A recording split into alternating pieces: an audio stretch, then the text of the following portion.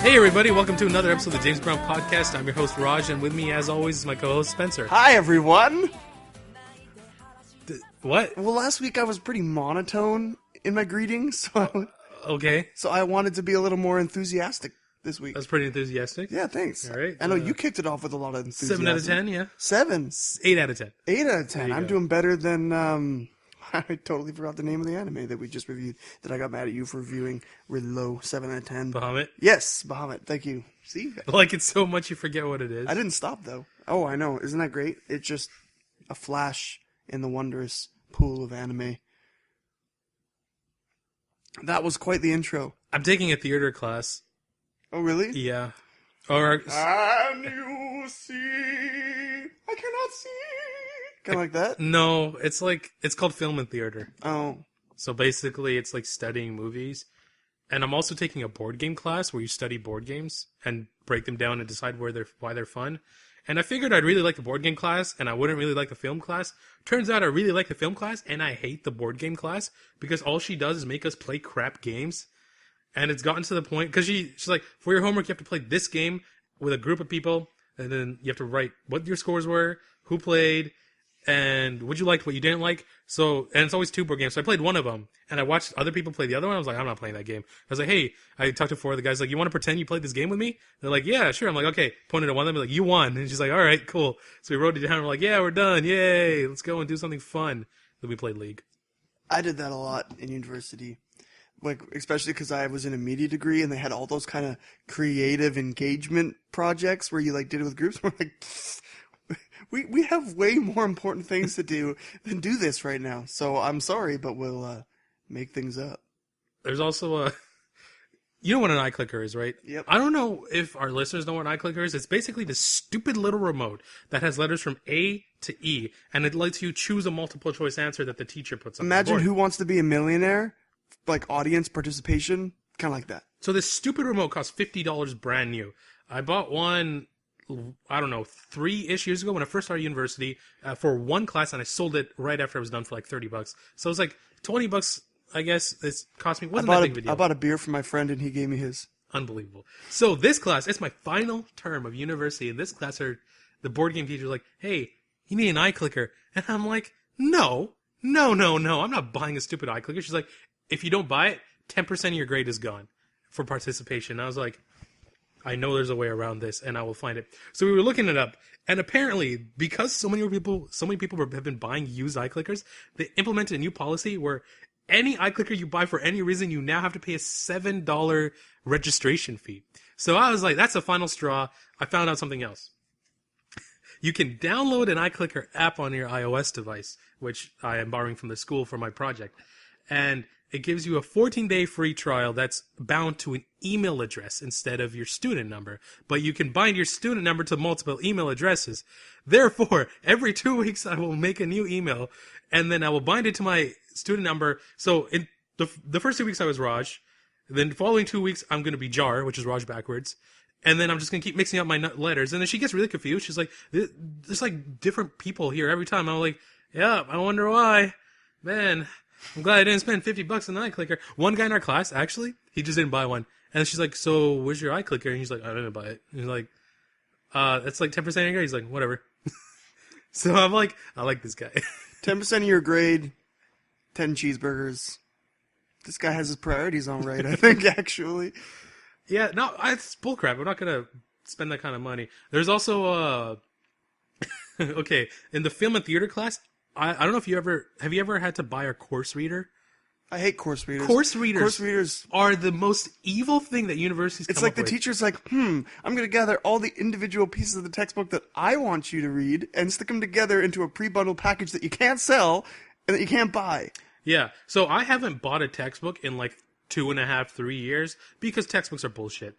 Fact. However, course readers are horrendously evil, and you can't download them anywhere because they're unfindable. And so, like, we thought we were screwed because, oh god, the stupid course reader. But my senpais who have graduated, they felt our pain, and so they bought one course reader, ripped it into pieces, scanned it, and then created a Google Drive where you can find it, and they spread it across the school. So I didn't have to They buy the all course grouped reader. together? Yeah, they did. It's amazing. That's so cool.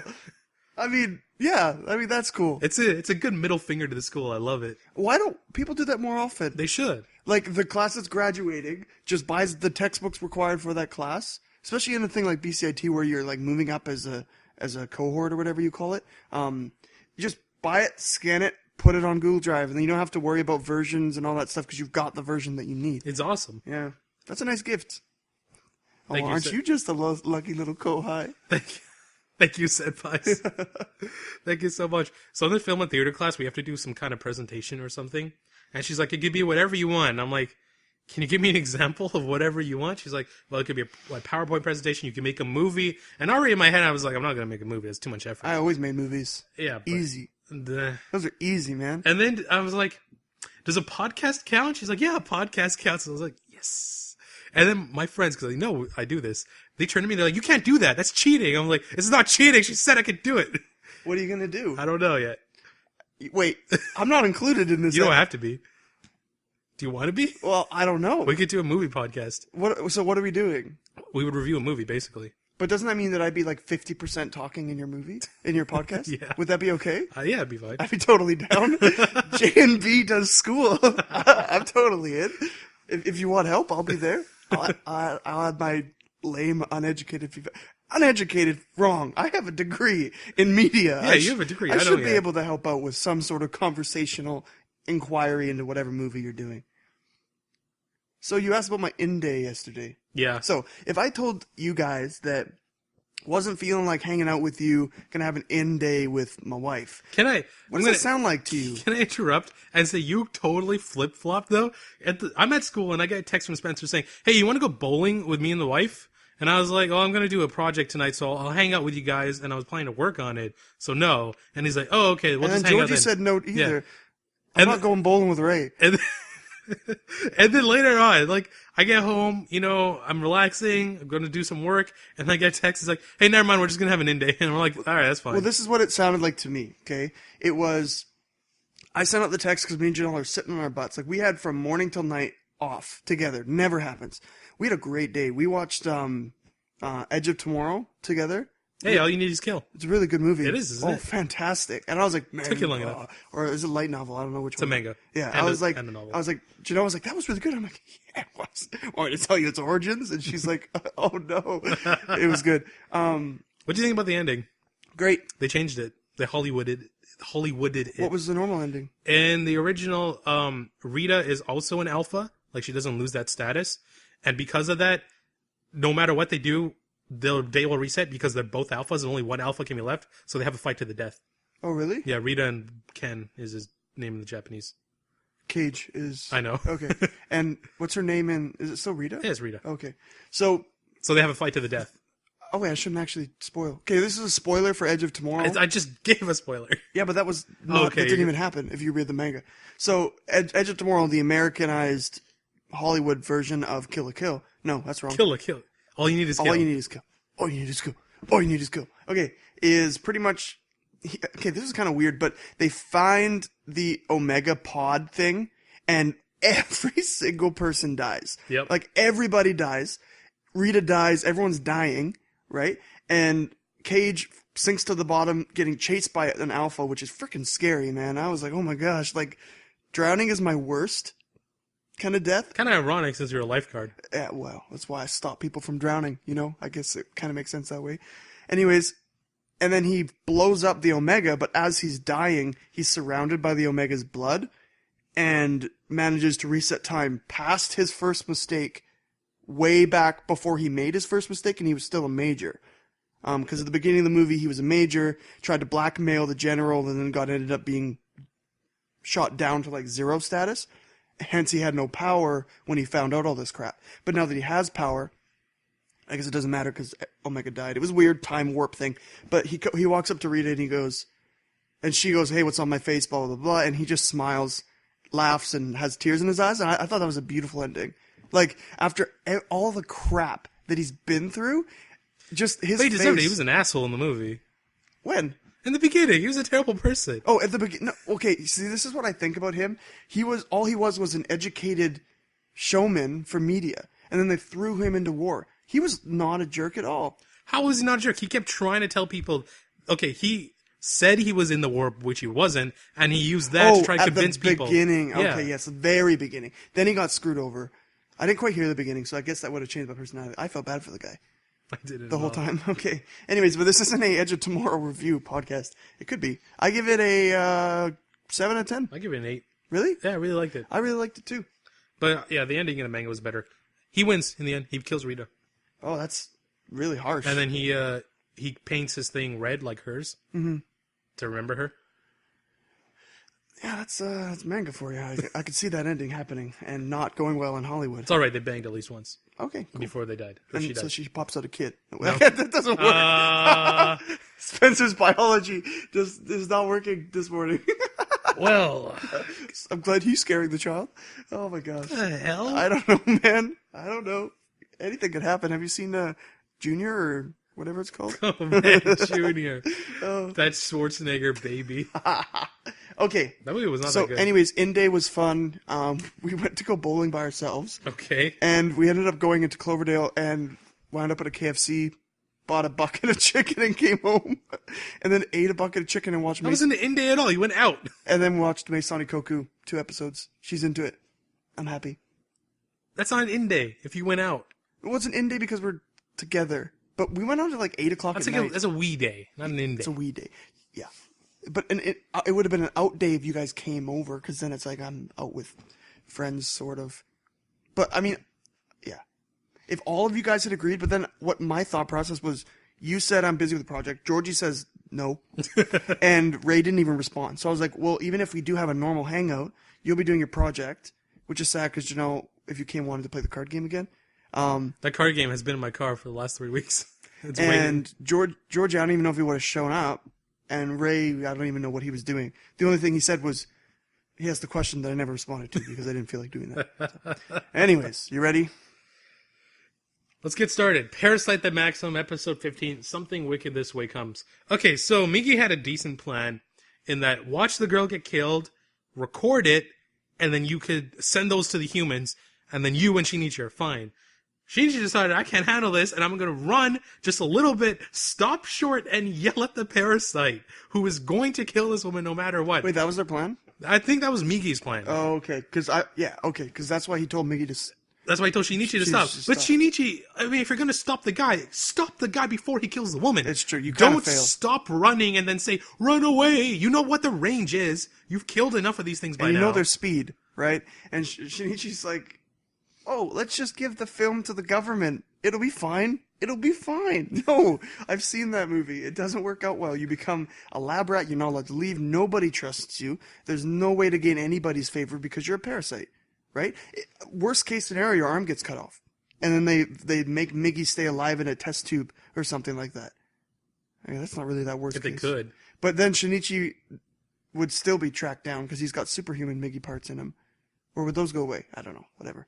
So anyways, the investigator pansies out. I can't blame him. Yeah, I completely After agree. the crap he's seen, and now he knows for sure that he's in danger. Yeah, he's like, peace, man. That was real. He's still going to die. Yeah, probably. I'm positive that Tamiya Rokyo's going to wreck him. I love how Migi, bit down on the SD card and started choking in the background. It's pretty cute. And Migi's slowly becoming his own person, riding Shinichi. I have the best mount. Who do you think you are, Migi? Migi jokes around a lot now, but he makes a good point where he's like, Shinichi, you can take on any parasite with my cooperation, but that doesn't mean I'm going to cooperate all the time. So Shinichi just can't go gung-ho and fight. But actually he can, because Migi will do anything for self-preservation. Exactly. Meaning if Shinichi runs into a battle, Migi will help him. And I totally called, I think everyone did, the 4-hour sleep thing happening just as people were coming. Yeah. I was like, they would really suck. Oh, okay. It's pretty funny. I'm running away and the other parasite can't even catch up. And then they both hitch a ride off a stupid truck. And I like that they touched on the paranoia, where Shinichi doesn't know if something's a parasite while Migi's asleep. Yeah. That's good. They they touched on that in D. Greyman as well. They did that pretty well. And the solution in D. Greyman was assume everybody's the enemy. and you'll never be unguarded, which is what Shinichi kind of has to do since he can't tell just by glance. But now we're facing a guy named, what is it? It's like Akiri? Miki. It's Miki. Miki. Yeah. 3 trees. That's what it stands for. Yeah. So it's pretty funny. Miki. But Miki is the most expressive parasite we've ever seen. Yeah, I like him. I don't want him to die. He's funny. Yeah, he is funny. I hope he gets turned. He's more interesting than a guy who plays piano in his underwear. Yeah. I don't know who he is. He plays some good Chopin, though. 90% of the comments were like, is that Kosei in the future? Yeah. Like, this is how Kosei gets better, play in your underwear. Parasyte? I guess that's another tragedy that happens to him, hey? Never mind. It's garbage. But, you know what I mean? I can't talk about Kosei in the Parasyte section. I really love Parasyte. Every Wednesday I sit down and appreciate it. I always watch it right when it comes out at 10:30 or 11. I watch it as soon as I get home from school. Which means that I'm not going to get to do that when I have my normal work schedule. Haha! But when do you get home from school? I don't remember. Because I got off work at 1:30. I don't know. Haha! I'm going to beat you. Not that it matters, but I always know that you've watched something before me when it's like, resume? Or start again? It's like, no, I want to start again. Or like, I watched like maybe 5 seconds of it or 5 minutes of it earlier, and it's like resume, and I'm like, not sure if my resume or Raj's resume, which is usually at the very end, which is okay. But anyways, so Parasyte was good. At this point, actually for the first time in a long time, we have a cliffhanger. I don't think we've had a cliffhanger in a while. Yeah, the last cliffhanger was when he was chasing down what he thought was his mom, and it was actually Uda. Mm-hmm. I don't think Shinichi's a match for Underwear Guy. I don't think Shinichi is a match for Miki either. I think he can take Miki. He has 3 parasites in him. But I think it's going to be really tough. Yeah, but how well can they cooperate? Well, it doesn't look like he has a lot of good balance at this point. Other guy, Underwear Guy, he looks like he's maximized his body's potential like Shinichi. So I think he's going to be an actual threat. None of the other parasites, other than the one who, like, unless Underwear Guy's the same guy who fought the Yakuza, other than the Yakuza fighter guy, they don't really seem like a threat. Unless they team up on him. I think the Yakuza fighter guy was Miki. Miki? Miki. He seemed to have that ability. He seems to have the same build body-wise. I know they can change their type all the time, but... Yeah, they can change what they look like. That's true. I don't know. No, but there were 2 guys, right? The guy driving the car and then the guy who got in the back seat. Yeah. Could have been Miki in underwear. Could have been. I don't know. So, Chan. I don't know where this anime is going. I have no idea. Like, I keep thinking I'm going to know where it's going, but I just hope it keeps going, wherever direction it ends up going. Full-blown war. I'm looking forward to it. Mm-hmm. But it's not really. It's more like full-blown resistance with one man. Like, Uda, what's he going to do? It's a war between one man and the entirety of Paris. Uda and Joe, /Jaw, I'm not sure which one I should do. Like, is it, he's like, Joe? And then Mickey's like, as in Jaw? And I'm like, just say Jaw. Is that too hard for you? Jaw, how would they do that? Jaw. Just Jaw. J-A? Yeah. Jaw. That's like yes, isn't it? No, that's yes in Spanish. Kuroko no Basket episode 2. This is mine. So I pretty much figured that Shogo would have, I mean, I never said this, but I thought it. I figured that Shogo would have a power very similar to Kisei, because they're always like, oh, Kisei replace him. Like, if you replace him, he probably does the same thing as him. But his power is way cooler, because he actually... Exactly, he plunders. He adapts. He plunders, yeah. He adapts it to his own, which is really cool. Kisei is just a lame-ass copycat at this point. What I really like jumping back to middle school days and seeing the camaraderie between the gods. Like, it's pretty interesting how they all were so balanced in their skill sets that they just kind of joked around, and I don't know, I thought that was funny. And I was like, who's the white hair? Oh, I get it, the earrings. Like, it's been announced that there's going to be a prequel series for the manga of Kuroko back in their middle school days. So we're going to see their middle school games. Cool. So that means possibly middle school anime. I'm down. I want to see them stomp. I want to see from beginning to stomp. Like, I want last couple episodes to be stomping. But you know what I don't understand? Is, like, how can Shogo be, like, way more rebellious than Aomine? Like, Aomine never goes up, practices either, but he seems tame compared to Shogo. Because Aomine never hurts people. He's just lazy. Aomine's just lazy as hell. Mori Sakabara is even also lazy too. Aomine's just like, I'm gonna take a nap. Shogo's like, I'm gonna bang women. I did laugh though. My fists.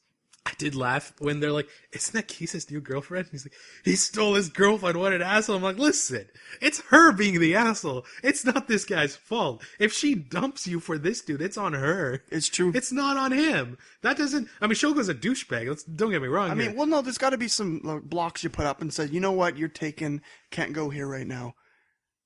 But still, I blame her way more than I blame Oh, absolutely. Shogo. And plus, she's probably no match for, like, not a good match for Kisei if she's that. And I love how Kisei's just like, loose. he stole her. I was like, come He on. didn't say that at all. No, but it was the look in his eyes looked like that. He was just like, He was annoyed. he stole everything. But I want to know how he replaced Shogo. Probably the personality. What I don't understand is, those two are like magnets that you're trying to stick the two same ends together and they keep pushing apart. Like, Kisei will get his copy plundered, and then he'll copy the plunder. No, it doesn't work that way. And then- How do you copy a copy? Because he'll just copy the adaptation of the copy, and then he'll adapt to that. Oh, that's good. And then he'll copy his adaptation, and it keeps going like that. So it just doesn't work. But he adapts it to his own style. How do you adapt your adaptation? You know what's interesting? Actually, I'm realizing the way Kisei's going to win this basketball game that they're currently getting stomped is he's going to take on all his teammates' moves and just like take them back from him. I was hoping he'd like go back to his old Almina copy that was imperfect and perfect it. Oh, well, Because that was his most OP copy. That's true. So if he manages to combine his Almina copy with his Kuroko or his Kagami copy with his entire team's copy, then he'd be unstoppable. Does he have the ability to copy Midorima? Like, that's a skill that's a little difficult. What, shooting from anywhere Okay, on you know the court? You know what I realized? It's funny, we talked about this. When you take a step back and look at Kuroko objectively, it's stupid. Like, It's horrible. one of the players on Kisei's team has the most retarded skill. He doesn't know how to shoot properly, and so he does this really weird hoopya thing, underhand basket shoot that apparently goes in every time. And then when it got stolen, can you imagine not knowing about basketball, coming to this game, and this guy just like underhand chucks a basketball and misses? You're like, yeah, well, of course he misses. That's a lame shot. And everyone's like, oh, he missed? He never misses that shot. And then all of a sudden the other guy uses that, like, what kind of basketball am I watching? This is why Georgie loves this anime, because when he watches it, he thinks it's the dumbest thing in the world, and he laughs his head off. Meanwhile, you and I are like, this is so cool. Yeah, we get pretty pumped watching Kuroko, not gonna lie. So we got to the point where it ended, and Shogo is dominating Kisei's team to a point where Kisei's on his knees, which matched the flashback, which was pretty funny. And so we kind of missed how he got dominated, but I don't know. I'm assuming it had to do a lot with throwing underhand. Yeah, a lot of throwing and a lot of Catching the ball by jumping a little bit later. and faster and dribbling How do you jump through the faster? legs. Which, if you're gonna do that once, of course someone's gonna find out that you do it again. Is that his only skill? These guys suck, man. Jeez. Kisei's team's kind of boring. Yeah, it is. This guy's like, I can dribble through your legs. I just like Kisei himself. Yeah. Show us the perfect copy, buddy. Come on. So they ended in the change room, and Keith's like, I can do this, and his knee and all that stuff. So I don't know, whatever. 7 Deadly Sins, episode 14, A Person Who Reads. I don't like the new character. What, the guy girl? I forgot his name. Gauther? Gauther, yeah. I like giant Gauther who has a really disgusting heart. I don't mind, but female male Gauther who I just hate his personality. The way he talks especially really annoys me. Well, we haven't met girl one yet. Haven't talked to her yet. So I think it's a guy. But it's a girl. She's lust. I mean, guys can be lustful. Yeah, but it's a girl.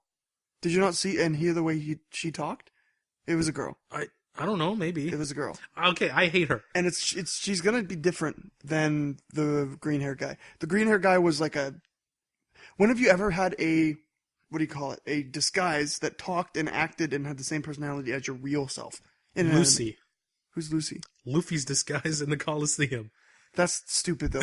Actually, no. He had a huge freaking mustache and a gladiator helmet. That's so... But he talked the exact same. It's still Luffy. There's your example. But don't bring One Piece into this. Logic has no hold there. Plus, don't spoil anything about One Piece. I haven't watched it in a while. Or read in a while. I haven't read in a while either.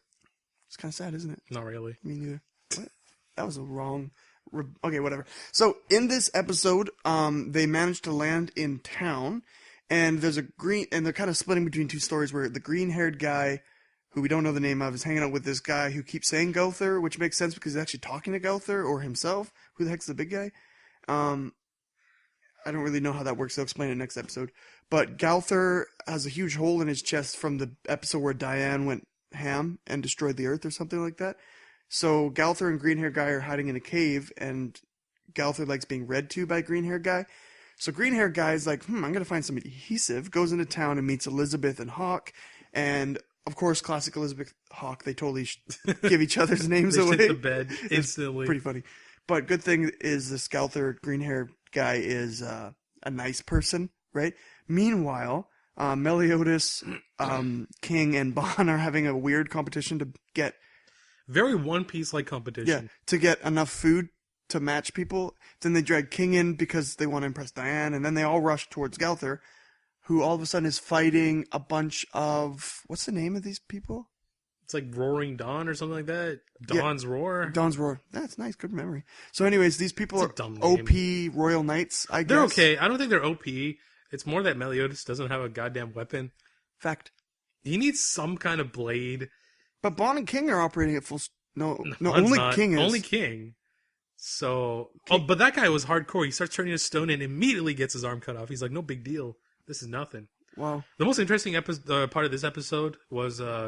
looking at Gila and her home life with her kid or her brother, and absolutely murdering those guys. Now that was awesome. I was kind of half torn because I was like, oh yeah, I obviously wanted the guys to get just revenge, but it just showed how nuts she is. Like I thought Gila had a really nice soft side. All of a sudden she's freaking insane. I love it. She's got like it's great. She's got like that Akame ga Kill gun girl thing going on. Girl.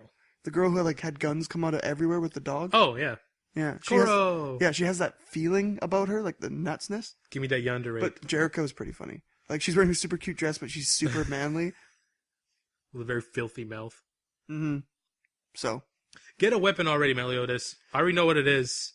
It's in the opening. Just get it already. It just looks like a sword, though. Yeah, it's just a sword. Yeah. So Bon, get your stupid nunchucks back. God damn it. Didn't he sell them? I don't remember what happened. He was the one who sold them. No, Meliodas is the one who sold it.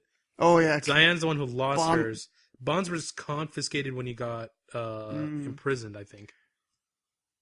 But man, Gowther caught that arrow shot. This poor guy, hiding in corpses, has been charging this shot the entire fight. Goes, ha-ha! Catch. Cooldown must have been pretty long How do you feel when someone catches your ultimate weapon?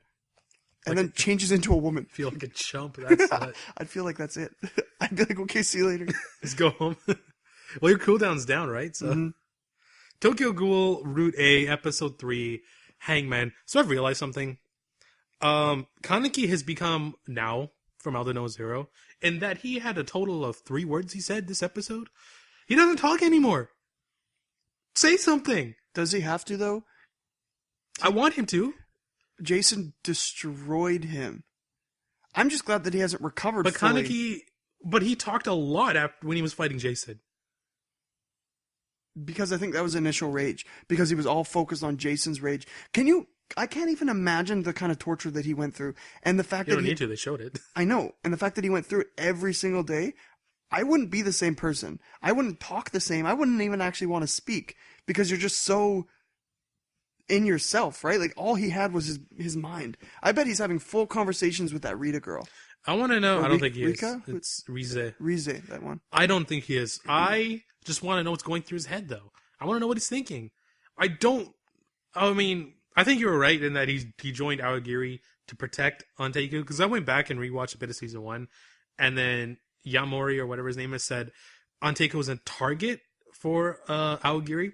So maybe he joined Aogiri on the condition that they would leave Anteiku alone. That would make sense. Yeah. That way he protects his friends. And they get a really hardcore general. Oh yeah. Yeah. Probably one of the strongest. Also, the twins who fight him for less than half a second. Owl's daughters, I assume. Whose? The owls? One-eyed owls? No. Oh. I tried. Yeah, he did. Don't spoil. But I won't spoil, but you're wrong. They do one attack each, and they're like, "He's strong. Let's leave." Like, come on. And he didn't even attack. Yeah, he didn't do anything. He cocooned, and they're like, "Wow, let's go."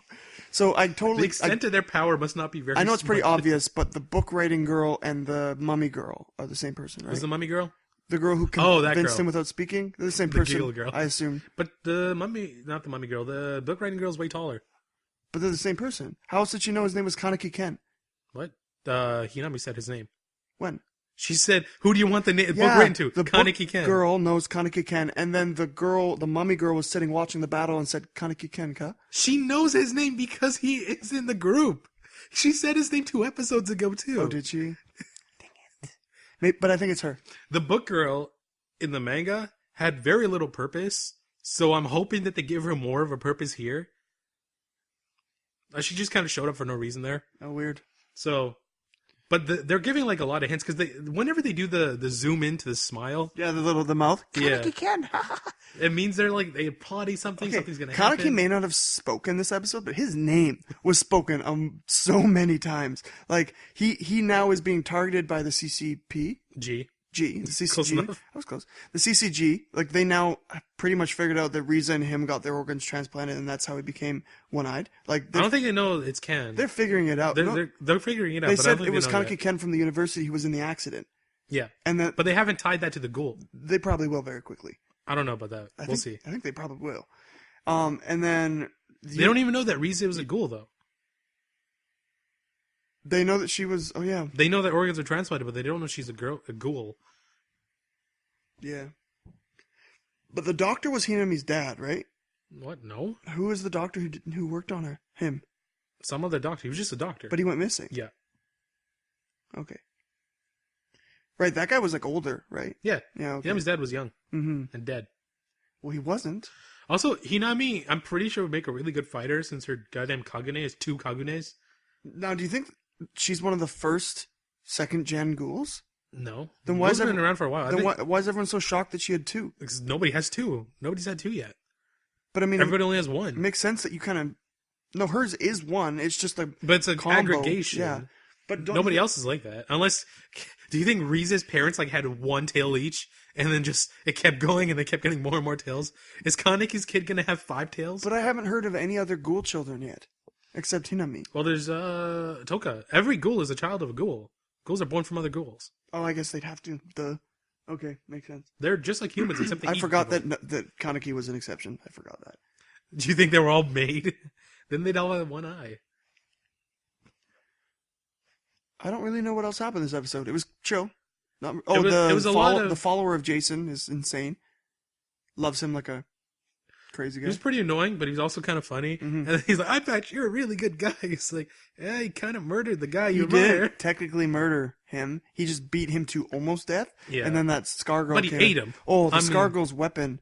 That's not a girl. It's a guy. The Scar guy's weapon is pretty sweet. It's a pretty sweet scythe with a really stupid name. What is it? Something's Jason. Yeah. I don't remember what Maybe the it was full her. name is. His name's Jason. Maybe that's his name. It's dumb. What? What do you mean? What's his name? Whose the name? Scar kid. Suzia. Suzia? Yeah. Was it? No, it wasn't. It was like Yao's something. Jason. That's weird. Anyways, I think in the manga, at least the translation I read, it was like the 14th Jason or the 13th, like as a play on Friday the 13th. or Ward 13. Was that where he was? I don't know. Whatever. But I thought it was a play on the Friday the 13th movies. The Halloween movies. It's still OP. Halloween? It's a good movie. Noah's weapon's pretty good. Did Amon's weapon get destroyed in the last fight? I can't remember. The twin blades. I think they're still... No, it's still a whole piece, I think. Yeah, I think he still has it. Right, you should be okay. So Aldnoah Zero, episode 14, The Beautiful and the Damned. Also known as the episode where Salem's younger sister Lemrina, tries her damnedest to seduce Slane. And, I mean, it's not going to work because he's crazy. But, good luck.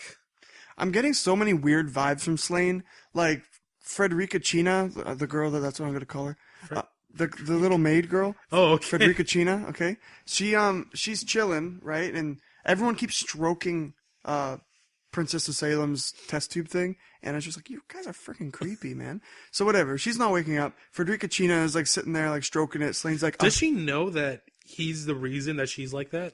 She must. Because she's like, thank you for bringing me here. Oh, it's because of you I'm here, and I get to be with the I just don't understand how Frederica China ended up in this situation. Well, she said Slane brought her. But she was with the posse, like the Inoho posse, Yeah. and she knew about Slane, and she knew all this stuff. And she knew how bad the Verse Empire was. Yeah, I don't know. So is she... I think she just wants to be near the princess no matter what. Oh, Frederica Chena. But then giving info on Inoho... I mean, she didn't give much. She just said his name. But they both know their names now. Yeah, that's so there's great. that. Oh, my... So there is something that occurred that is sort of like that. So anyways, space battle. That was an incredible fight. I am in love with space battles. I love space battles. The fact that Aldnoah Zero left Earth and is now in space. It's like Gundam. Yes, it's fantastic. Not to mention CGI got significantly better. I just have one issue. Stop saying wind in space. There is no wind in space. No. This is what they mean by... Let me explain to you. Spencer's Explanation Corner. I'll lock the name and the melody down later. Please explain to me. Okay. Earth is surrounded by a bunch of debris that happens when satellites break down, and the moon particles that from the moon exploding are now surrounding Earth. The wind they're talking about is the gravitational pull happening from each individual body floating around Earth. Okay, now, so why don't you just call it gravity? It's minute, but it's enough to affect the bullets. And I think what they're trying to do is... Because it's called gravitational wind. That's the full word. Oh, okay. And so they're just calling it wind is powerful. It's just, I mean, who wouldn't shorthand something if they could? I guess. So that's what they mean by wind. There's no blowing air because it doesn't make sense. There's no wind in space. But there's gravitational pull on all the minute things that can change your bullet trajectory just enough to miss. Thank you for that explanation, Sensei. Unless you're Inoho. Okay, so the thing about this is something that it bothers a lot of people, and it doesn't bother me because I love Inoho, but I can understand why. So Inoho was elevated much higher this season. Last season, it was like, people would fight and they would like do damage, but they would never be able to kill, and the Inoho would like come and finish him. This season, they've elevated Inoho by lowering everybody else to the point where nobody except for Inoho can hit anything. Mm-hmm. Like everybody, there's the 2 last Martian fights. No one has touched the Martians other than Inoho.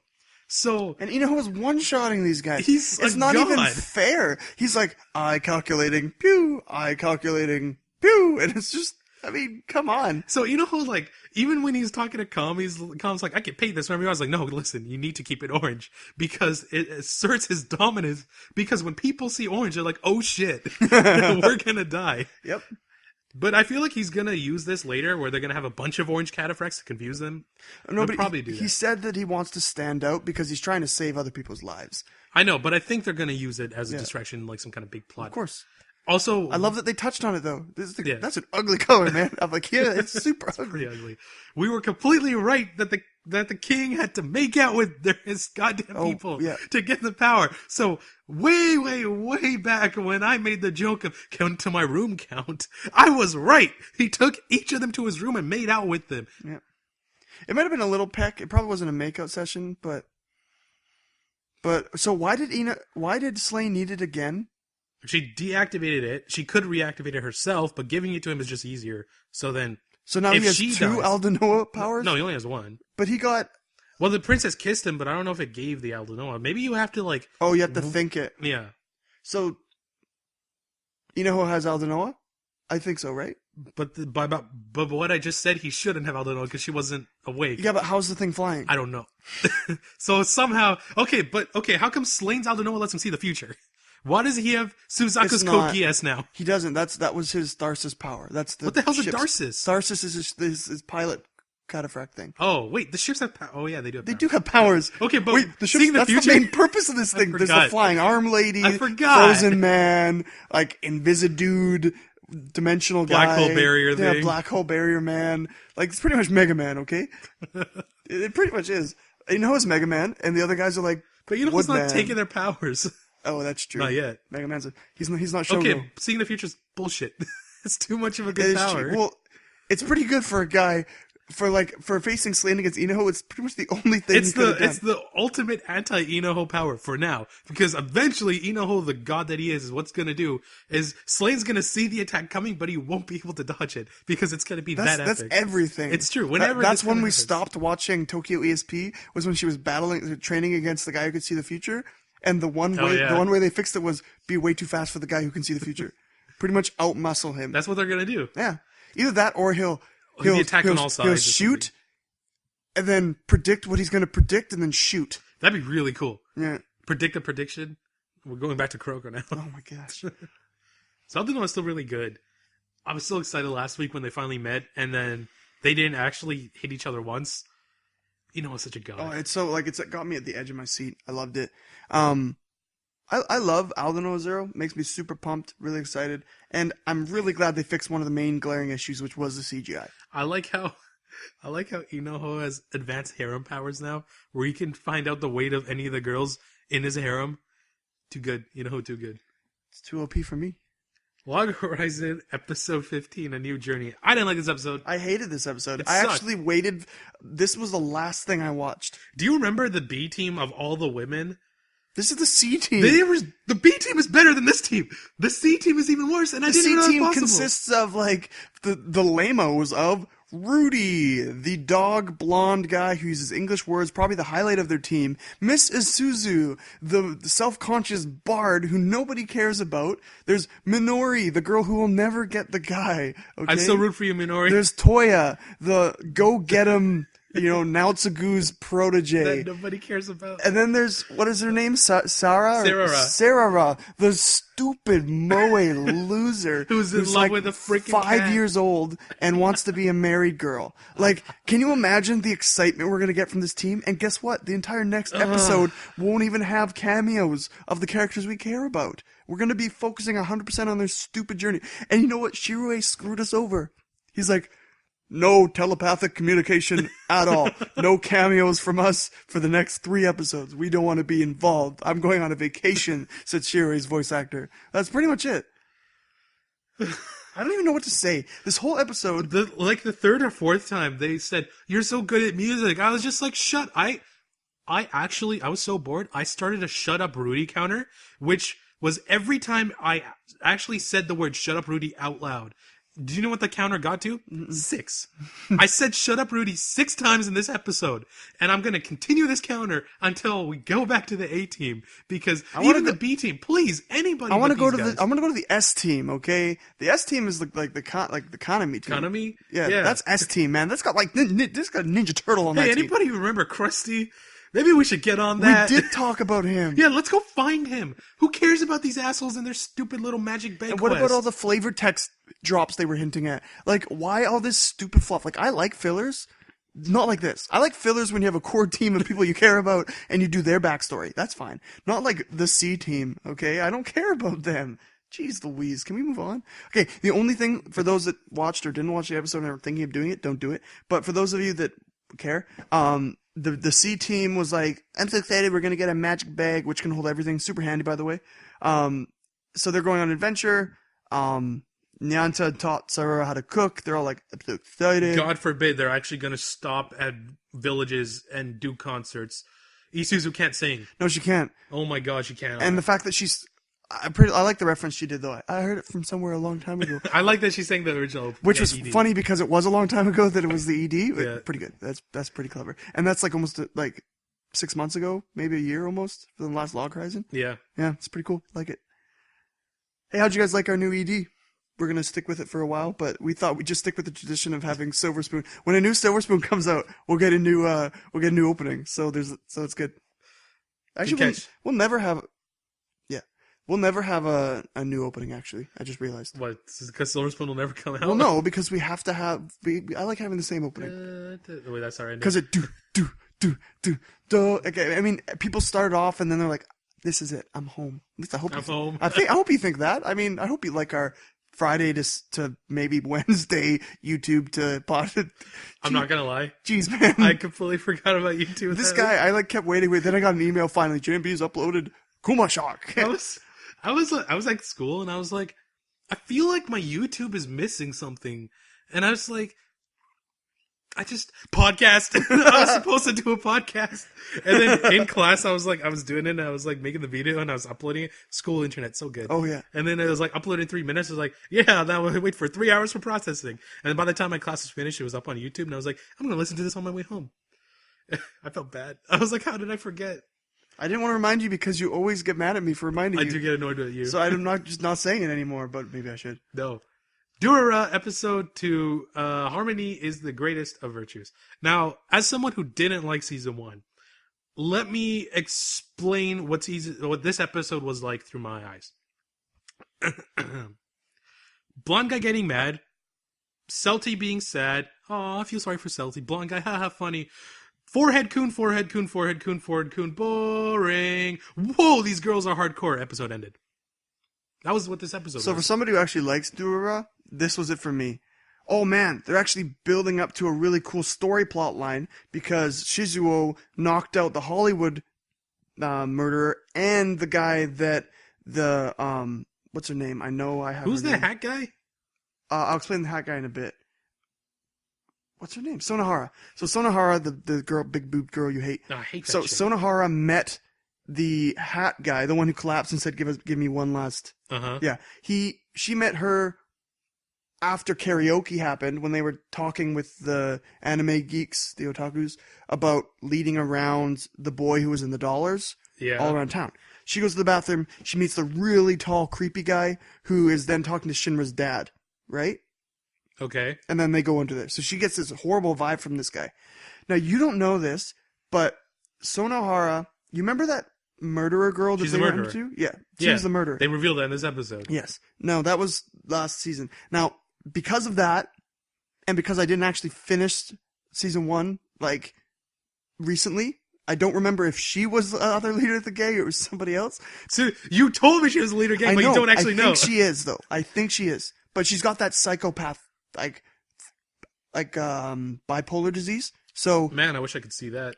you were almost there, man. Like we were like a couple. That was like the next arc. I'm not willing to watch I know it. you. I know. So anyways, I just want the psychopath to come out. It's so much more interesting than a stupid character. This is why I love Durarara, because the storytelling is so awesome. I actually don't like the storytelling. Whatever. So it's unique. I'm going to admit that. Unique. I'll but give the you fact that it does all these back steps and it forward shots and it like foreshadows and then it covers up from behind, it's so good. It's such good storytelling. And Shizuo knocked Hollywood somewhere into a building. Then tall, creepy guy got knocked in front of the twins. Oh, I didn't write their names down. But the twins I really like these are characters. related to, I believe, they're related to Izaya. They're he's sisters. that's what his name is. His sisters. Yeah. Yeah, they're his sisters. That means that they're nuts. Yep. Okay, they're insane. I mean, she tried to put thumbtacks in a girl's mouth. Yeah, she's nuts. So, Dude, she jumped off a wall and like suplexed a guy or girl. And he explained that they rolled a dice for their personalities and their clothing options. They basically played D&D They did. in real life. And so she, the psycho girl wears the normal schoolgirl's outfit. Yep. Whereas the calm and retained girl, who probably is a psycho, but she's just retaining it, became like a quiet, bookwormy girl who wears eccentric clothing. So they've reversed their personalities and their outfits, which I think is really funny. Yep. They're building up a lot of stuff with Mikado, and I know you hate Mikado, but I like Which one's Mikado? Forehead Kun. Oh, forehead. So Kun. Mikado, Can you and just call him Forehead Kun from now on? it's like Ryogamine or whatever. So Mikado and Sonohara are dealing with their own crap. We haven't seen Kita yet, but I think he's going to come back soon with his girlfriend slash sister. I've been asked. Wait, what? Yeah, girlfriend slash sister. He's dating his sister? I don't know who the girl is. I don't know if it's the girl we saw in the hospital or anything, right? Okay. And I don't quite remember the last season. It'd be really handy if you remembered. I'm really trying. So the funny thing between Celta and Shinra was pretty funny, but Shinra was narrating and then got some Yakuza coming into his apartment. They're probably looking for Celty for the money. Absolutely. So now Shinra's in a little bit of a pickle. The twins found Celty's money, but they also found the guy collapsed in the alleys dropping Russian sushi, which means we're going to get some Simon action, which is great. So who is this guy who's dying? I have no idea. Oh, I thought He's did. new. He's new. Okay, so that's pretty much the episode. Flashbacks is included. I'm not a fan of this non-linear storytelling. I mean, I'm used to it from watching half the first season, and I know when something's a flash forward, and I know they're going to flash back, but I don't like it. I'm just not a fan of it. You don't have to watch it if you don't want to.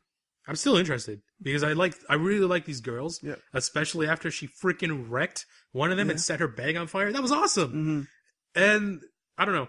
And then the random kisses, and then I got an indirect kiss from my sister. I think if I have time, because I am so interested in this story, I love it so much, I am actually going to begin rewatching the second half of season 1, because then I'll be able to let you know if anything occurs that we should know about. The biggest boon for this series, for me, is stupid glasses girl, whose boobs got exponentially bigger this episode, by the way.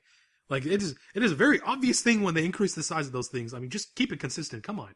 And Forehead Kun, I just don't like them. And the fact that Forehead Kun got all of maybe a minute and a half of screen time and made me very happy. I'm okay with spending time in the school if we spend it with those insane sisters, since they're actually interesting, and Forehead Kun isn't. And why is he hiding the fact that he's the leader of the Dollars? Nobody knows yet. He still hasn't announced that.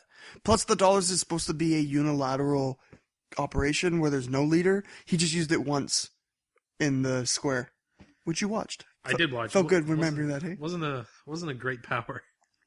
Everybody look at your phones, thanks. Moving on to something I actually like. Your Lie in April, episode 14. This was, Footsteps. Watched this last night. So, this was a sad episode. Oh my gosh. But it was also a good episode. I'm cheering, though, because I realize that it's a win-win situation for us. Okay? Because we get our Kaori, which is so nice, but then she dies, and we get Watari. So Watari's the guy. No, we get Tsubaki, so we don't lose. Like, we'll get both girls. I want Emmy. After Tsubaki dies. So, I don't know, I'm assuming you noticed this as much as I do. Kaori's hair's gone pale. Mm-hmm. It's gone super pale. That girl's not going to live very long. She's on the brink. But Kosei knows. He absolutely knows. He's like, and it was so sad when he's like, please tell me you're going to come back. And he knows it's not true. It's so sad. You're not going to leave me like my mom, right? Ugh. But don't worry, it'll make him a better pianist. Yeah, it would, right? Yeah. Freaking A. But what I'm really liking is the fact that Kosei, in terms of himself, he's becoming better. He's looking to the future. He knows what he wants to do with his life. He's happy. He's happy mostly, with the exception of everything around Kaori. His life is really good right now. Kaori's just like being an anchor that's slowly going to drag him down, and it's going to make him depressed again when she dies. But it's unavoidable at this point. He's committed to that girl. Unless he moves away to music high school before she dies and kind of separates himself and kind of forgets about her, then he'll be okay. I don't think he will. He visits her every day. Yeah, but so does Watari, which is pretty jealous-inducing, I would say. Watari's like, I don't even know. How does he even care about her anymore? He lusts after her, though. I know, there's that. That's pretty funny. I love how she's like, you're lusting after me, aren't you? Kosei, no, I'm not. I was. But nobody cares about Watari. They don't even say anything. It's true. Actually, it's funny because Kaori does say, like, he goes, I miss you, I love you, whatever. She goes, shut up. See you later. The shutdown. It's the deny and punish. My friend used to do this. Like, whenever you would come up for, like, a punch to the chest or, like, a little hit to the arm, he would deny the slap and slap you in the face. The deny and punish. Like, if you would even try to touch him, deny and punish. It's pretty funny. I'm not his friend anymore. He denied me too many times. There was a lot of flashbacks to Kaori and Kosei's childhood. Listen, when not Kaori, Tsubaki. When Tsubaki and Kosei were kids, like they were so cute. The childhood friend is real here, okay? And strong. The fact when the saddest moment for me was when she was walking behind him, really cute, stepping in every one of his footsteps, and like eating the ice cream. And I looked at them like, that's a cute couple, man. Like I could totally ship that. I could. If it wasn't for Emmy and Kaori being much better. Completely outshining Tsubaki. But, like, Tsubaki she's so cute. And then when she started crying, when he said he's leaving, she's like, Are? Like, you know, the Sakura Are? Yeah. And then she just runs. She runs from her problems. And just, oh man, this anime does crocodile tears if I've ever seen them. Those are huge Yeah, just tears. like my dad used to call it Basketballs. crocodile tears, but like the huge fat globs of tears that never would happen in real life. Just like this anime, overemphasizing everything. I like it. Yeah, it's good. You know what I noticed, though? Like, the stars, at some points, are painted beautifully or made beautifully, and sometimes they're just normal. Like, when we were zoomed in on Tsubaki, the stars were just really faded, but when we zoomed in on Kosei, it was like, brilliant. Symbolism or just laziness? I don't know what it was. Probably symbolism. This anime's pretty heavy on that. I feel sorry for Tsubaki's boyfriend. Break up with the poor guy already. Like, you saw the look in his eyes. Oh my gosh, yes. He's like, can we stop talking about Kosei? Yeah, exactly. All she does is talk about Kosei 24/7. And that's like, as a guy, that's like a shot to the heart. Oh, it's pretty Every bad. time. It's like talking about your ex all the time and how good he was and how fun it was and how obviously memories we don't have. And and he's a champ. Oh yeah, your next door neighbors. I see how you would have all these shared I memories. feel so bad for It's him. so fun talking about Arima. Poor guy. Jeez Louise, that's so mean. By the way, it took me way too long to figure out that the girl who's teaching him piano again, that little girl is her daughter. What? Yeah, I didn't Clearly. until she like explicitly said my husband would be shocked. I was like, oh, like the entire time, like she's babysitting this kid 24/7. Like, where are this kid's parents? Because she looks nothing like her. It was a dumb Wow, moment for me. you don't have those moments very often. I'm gonna cherish this. I was like, of course, I guess. It makes sense. Okay, sorry. We're probably moving on from your lie. Like, I'm excited for next week, and the clock's ticking for Kaori. That's it. But shocker of the week was Akatsuki no Yona's new OP. Katsuki no Yona episode 15 to a new land. Oh my gosh. I don't like it. Too much J-pop. Yeah, what the heck happened? Where's my beautiful Chinese instruments? We went like classic, like Chinese, like instrumental, and like really nice. Oh my gosh. And now we're like, sorry, what? And like it's all happy and upbeat. And there's But duel. They're recycling the animation. So we have the old animation of her being sad and her dad being stabbed and Hawk getting shot by an arrow. But now it's still like now it's like super happy and like I don't know what's happening. Am I supposed to be happy? I that Hawk got texted you over? and I'm like, my body or my ears were not ready for such an opening change. I mean, the ending is beautiful. The ending is fine. It has the Chinese tones and it's really nice and it's beautiful with the flower. Like, that's nice. I like that. Your Lie's new ending. Oh my gosh, yes. It's really nice. Actually, I like it until she starts falling. I don't like it anymore after that. I don't like the opening though. Also, I gave Tokyo Ghoul another chance since you said it was like so pretty and all that, and I was like, all right, I'll give it a chance. No, Okay. I still think it's I crap. kind of like the song. I didn't like it. Okay. So, in We're regards talking to about the Yona. content of Yona, we have a traveling party of very eccentric people. Love it. It's This good. is interesting. I mean, I want to see the green dragon because I want him to get I want to get him buddy with Hawk because that'd be cool. But this is more interesting. Suwon going around and what the hell is that? Two-faced. He is two-faced. Suwon going around and being like, "Oh, I'm so happy," blah, blah, blah, and then like visiting the Earth Kingdom, and the Earth King's like, "I want to rebel." No, I wanna it's the start a Earth war. Tribe. Do not avatar this, okay? What did I It's say? not the Earth Kingdom. Oh, sorry. it's Water, gonna be- Earth, Fire, Air. It's the The four exact same- kingdoms that came together, but then the Fire Nation attacked. And then Koka's basically Republic City, so this is gonna be way too difficult for me to not compare them to Avatar. So what happened was Suwon is now on a journey with only 2 to 3 other people, and only one other person. he's, you know what? I'm getting this. Okay, have anyone seen the 12 Kingdoms? Because this is very similar to 12 Kingdoms. Just saying. Is that a movie? It's a long, very political series about a world set very similar like this, but there's 12 kingdoms. Okay. And they have dealing with all the balance, and there's one king that a girl comes in from another world and becomes the king after a long time. Spoiler? All right. I probably ruined that show for a lot of people though. Whatever. You assume. Like, she actually gets prophesied, but whatever. So, Suwon, I think, is actually a really good king. And I'm realizing that the old king sucked. He was. He was ballsy and brave, and I understand why Hawk idolizes him for that reason, but he did nothing. He was way too hung up on his idealism. We don't know if he did nothing though. We only saw one village suffer. A lot of people don't like him. A lot of people didn't like him. That's true. But Suwon hasn't done anything for that village yet. But either. I think Suwon is going to change. Like, he seems really, really placid and whatever. We know he's not like that. But I also know that I think he's going to make a really good king. Because remember that scene when we flash back and he was in his little office and he's like, he actually really respects the king and he really respects his uncle. And he's like, I'm going to change what you messed up and all that stuff. Like, I think he's going to do really well. And what I'm having a problem with is now we have this rebellious group of Hawk and Yona fighting against someone who's actually going to help the kingdom. He might, but he might not. We don't know. I think he is. Hero Tales, I think that's what it was called. Yeah. Did something similar. That was good. That was a good show. Where it was okay.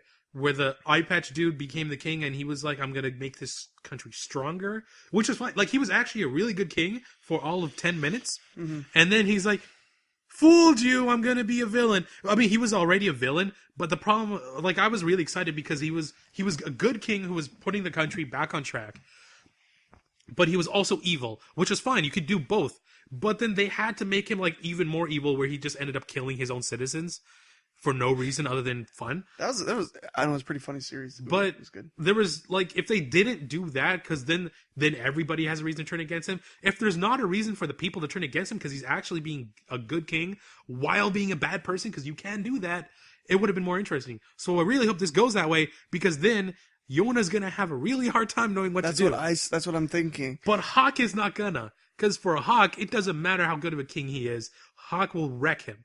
He will do his He's a drifter utmost. now. He has no alliance except to Yona and the old king. But that's the thing. If Yona tells him to stop, he'll stop. But he might not at the same time. Because his allegiance is more to the dead king than it is to Yona. So vengeance for the dead king might mean more to him than Yona. I really like the Earth Tribe? generals, the Earth general. I think he's really cool. I like how they said, they don't have any kind of rank or system like that. But I think Suwon's doing a really good thing having a fight festival instead of actual war. That's where he's going to show his other side. Mm-hmm. And I actually am interested in the politics side of this anime, and I really hope that they make it go really long. I'm not particularly interested in the politics. Got a lot of that in Log Horizon. I just want to see Suwon fight Hawk, really. Hawk hasn't had a challenge yet. I feel like we watch anime for completely different reasons. Yeah. I watch for a good story, but politics don't make good story. Good story and women. And action. And comedy. Wait, but that is a good story. I think you watch mostly for action and women. Politics don't make good stories. And harems. Politics are boring. It's deep. No. So that was Akatsuki no Yona. Suwon is being really placid, and people are having doubts of his kingship, and now he's even gone and done a random festival when the kingdom's in shambles, putting a lot of question on him. Yona and crew are walking slowly towards Green Dragon, but we didn't get much of them this episode anyways. I don't think we're going to get much of them next episode either. And that's that. Speaking of watching anime for girls, The Rolling Girls, episode 2, Center of the World. So, Machan is very adamant about not revealing that she's, was it green matcha? Green matcha, yeah. While all of her friends are going to freaking die, and she's like, I'm just gonna go change, I'll be back. And she takes like an hour.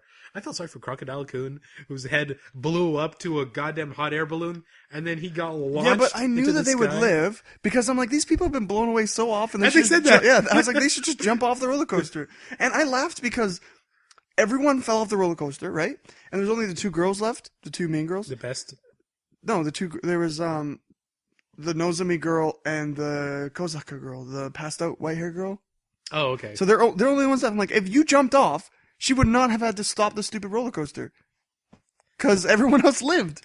I mean, hindsight is 2020, right? The stopping was pretty cool, though. It was.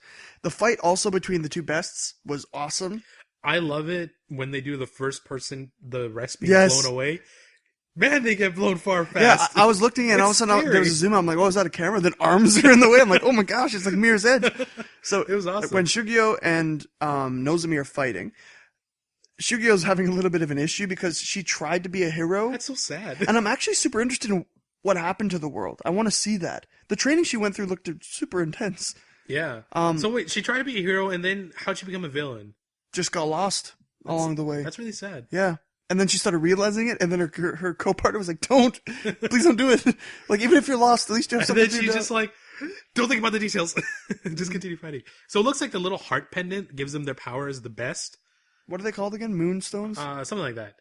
But they lost both of theirs because they're, in no shape to fight anyway.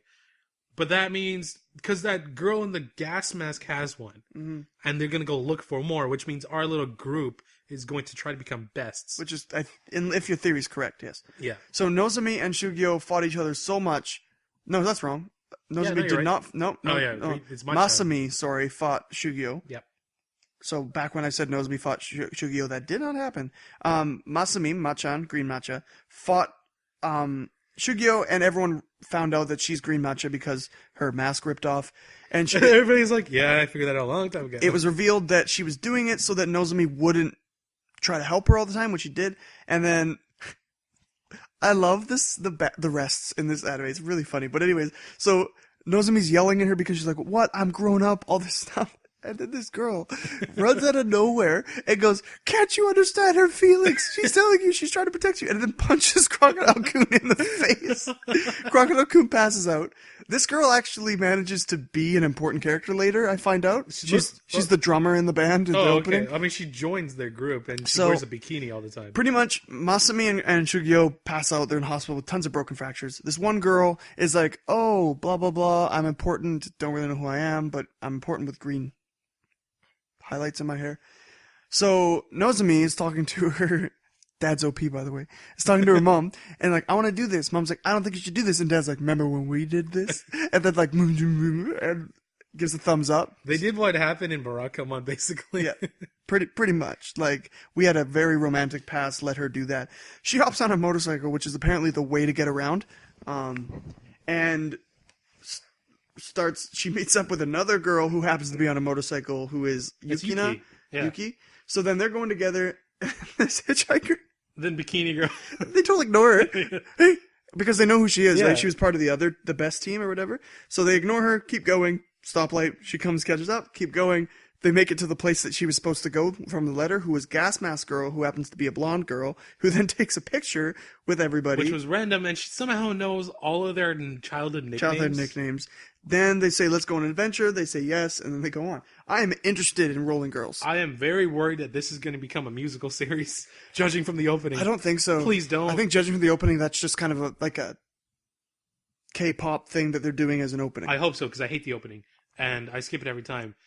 And I hope that it doesn't happen like that, because otherwise I'll drop this damn series. Are you hoping? Just kill yourself. Run into traffic. If you died, I wouldn't be sad. Speaking of someone who wouldn't be sad if he died, Death Parade Episode 2, What are you talking about? Assassination Classroom. Sorry. You ruined it! You totally ruined my transition! It was a perfect transition. No, come on. Assassination Classroom Episode 2. This freaking guy. Baseball time. So trying to kill something that can move at Mach 20 by throwing a baseball is not a very smart move, because there isn't a human on Earth that can throw a baseball at Mach 20. But he gets depressed, though. Is that now we have a dilemma. We really like the animation in this series, but we've read the manga, and I know there's a lot of There's a lot of manga adaptations that are must-sees. Quite frankly, Assassination Classroom is a slice of life, very slow-paced anime with some action, and we don't know if we're going to keep watching it. I don't know. We'll see if it gets better with the introduction of slight character name spoilers here, with Karma or freaking robot girl whose name I can't remember, and then kid with or Itori or female teacher. Oh yeah, bitch sensei. I wonder if they're actually going to call her that. I don't know, but I don't want to say that name. Okay, so in this her name is Irina. Irina? Yeah. Okay, so in this, if you don't want to call her bitch sensei. In this episode, what happened was, I didn't write his name because there's a ton of kids in this classroom, but this kid tries to throw a baseball at Koro Sensei and misses. Koro Sensei then pulls him aside later and talks to him, with Nagisa coming in there as well, saying, oh, you pitch like this guy who I went to see in New York, and then I felt him up with my tentacles, which have really good feeling senses. Felt him, said, you're not ever going to be as good as him, but you could surpass him. Because you're more flexible, because he's a kid, stupid, whatever. So then Nagisa and Baseball Guy are happy all of a sudden, and we get an introduction to Kimura, the gym teacher who's going to come in. We also get introduced to the school that has a really twisted discipline system. Oh yeah, they revealed the purpose of Class C. And it's interesting, and Kimura knows it. It's legit. If that was implemented, it would work. It would absolutely work. It'd be mean. And boring. Terrible. Oh my gosh, all of them studying at all times? Jeez Louise. They still have clubs and stuff. So they tried to kill him again. I found out that's going to happen. The knives are super rubber. I didn't know that. You didn't know that? And you get introduced to one of the maniacs of the class. Karma. And he comes later. He'll come next episode. I'm having a hard time recapping this. Why? You recapped all of it. Yeah, I know, but now I don't really want to. I don't know what else to say. There's not much to say. It's not releasing this week. It didn't air in Japan for some reason, so it's been delayed. So you have to wait for Karma another week. Sad. I like Karma. He's fun. Yeah, he's evil, but he's not that evil. He's Like, not evil at all. He's just psychotic. yeah, which could be seen as evil. I guess. So let's move on to Death Parade episode 2, Death Reverse. So the new girl, which one is she in the names? Ona. Ona? So, really? Her name is a woman? So Ona, she said exactly what I said, where the lady faked being evil for the guy. I knew it. I got totally swayed. But I mean, that's all they showed me, honestly. Thanks, man. So, okay, what happened was I was kind of bummed because it was a recap. Yeah, me too. Episode, and it's 16 minutes. It lasted, this recap episode, and it was cool to see how they were in the back room and how the bodies weren't real and all this stuff. I kind of like that, but with the meat of the episode, because you watched episode 1, you know what happened. Okay, they're explaining everything. The meat of the episode happened when Ona started actually challenging Deckham for his for what happened. This is interesting because now it's revealed that Deckham is the one who judges you. I thought it was someone else. I thought it was the other girl, the white-haired lolly, but Nona. Deckham see what happened was when Ona explained that the girl was faking having adultery, even though she did commit adultery once, she wasn't with him all the time. That's what they had kind of assumed. So and it was his kid. So she was trying to lessen the blow for him that he killed his child. Yeah. By faking not loving him, which is horrible. Well, she knew they were dead, though. Yeah. But, I mean, horrible. So she got sent to hell. Yeah. And Deckham realized and had the look on his face like, oh my gosh. Like, I screwed up. So he can make mistakes. But then Nona says, you're a whatever arbiter. You can't be swayed by emotions. Yeah. You have to look at it, face value, and... objectively. But then, if not by emotions, what else would you judge by? Like, by facts. The memories. It's all you got. I guess so. But the memories and how they act. Yeah, but he didn't look at her face when she got, just before she lied to him, which told a huge story of what Ona saw, right? Anyways, so then it ends really quickly because the episode seems really short because it was only about 3 minutes of actual new episode. Where Nona Ginta, I'm gonna call her Nona. Just call her Nona. Nona was riding the elevator and with the elevator guy, and she's like, oh yeah, she's pretty, she's okay. And he was shocked because she didn't say she was complete trash. But then she realized that the guy would never have trusted anyone ever anyways. He had trust issues. And so she would never have been happy in her life, which means that the two girls were both right and Deckham was completely wrong. Because the guy should have been sent to hell. And the girl should have been sent to reincarnation. I think they both should have been sent to reincarnation. I don't think either of them deserve to go to hell. Actually, that's true. Yeah, it was a huge misunderstanding. But if they come in pairs, does it have to be that way? I don't know. They didn't explicitly They must have sent her to hell because she wasn't committing adultery, and that's kind of a bad thing in any religion or anything like that. I mean, cheating on me or cheating on a person is pretty bad, but I don't know. I wouldn't want someone to go to hell for that, So I hope we get we obviously will, unless we recap the recap. What's someone else's from watching? Someone else's view? The elevator guy. All we the... get is an elevator door the whole episode, and then it opens up, and then we talk to the girl, and then it closes. What's with the house and the reading? What does she do all day? Who?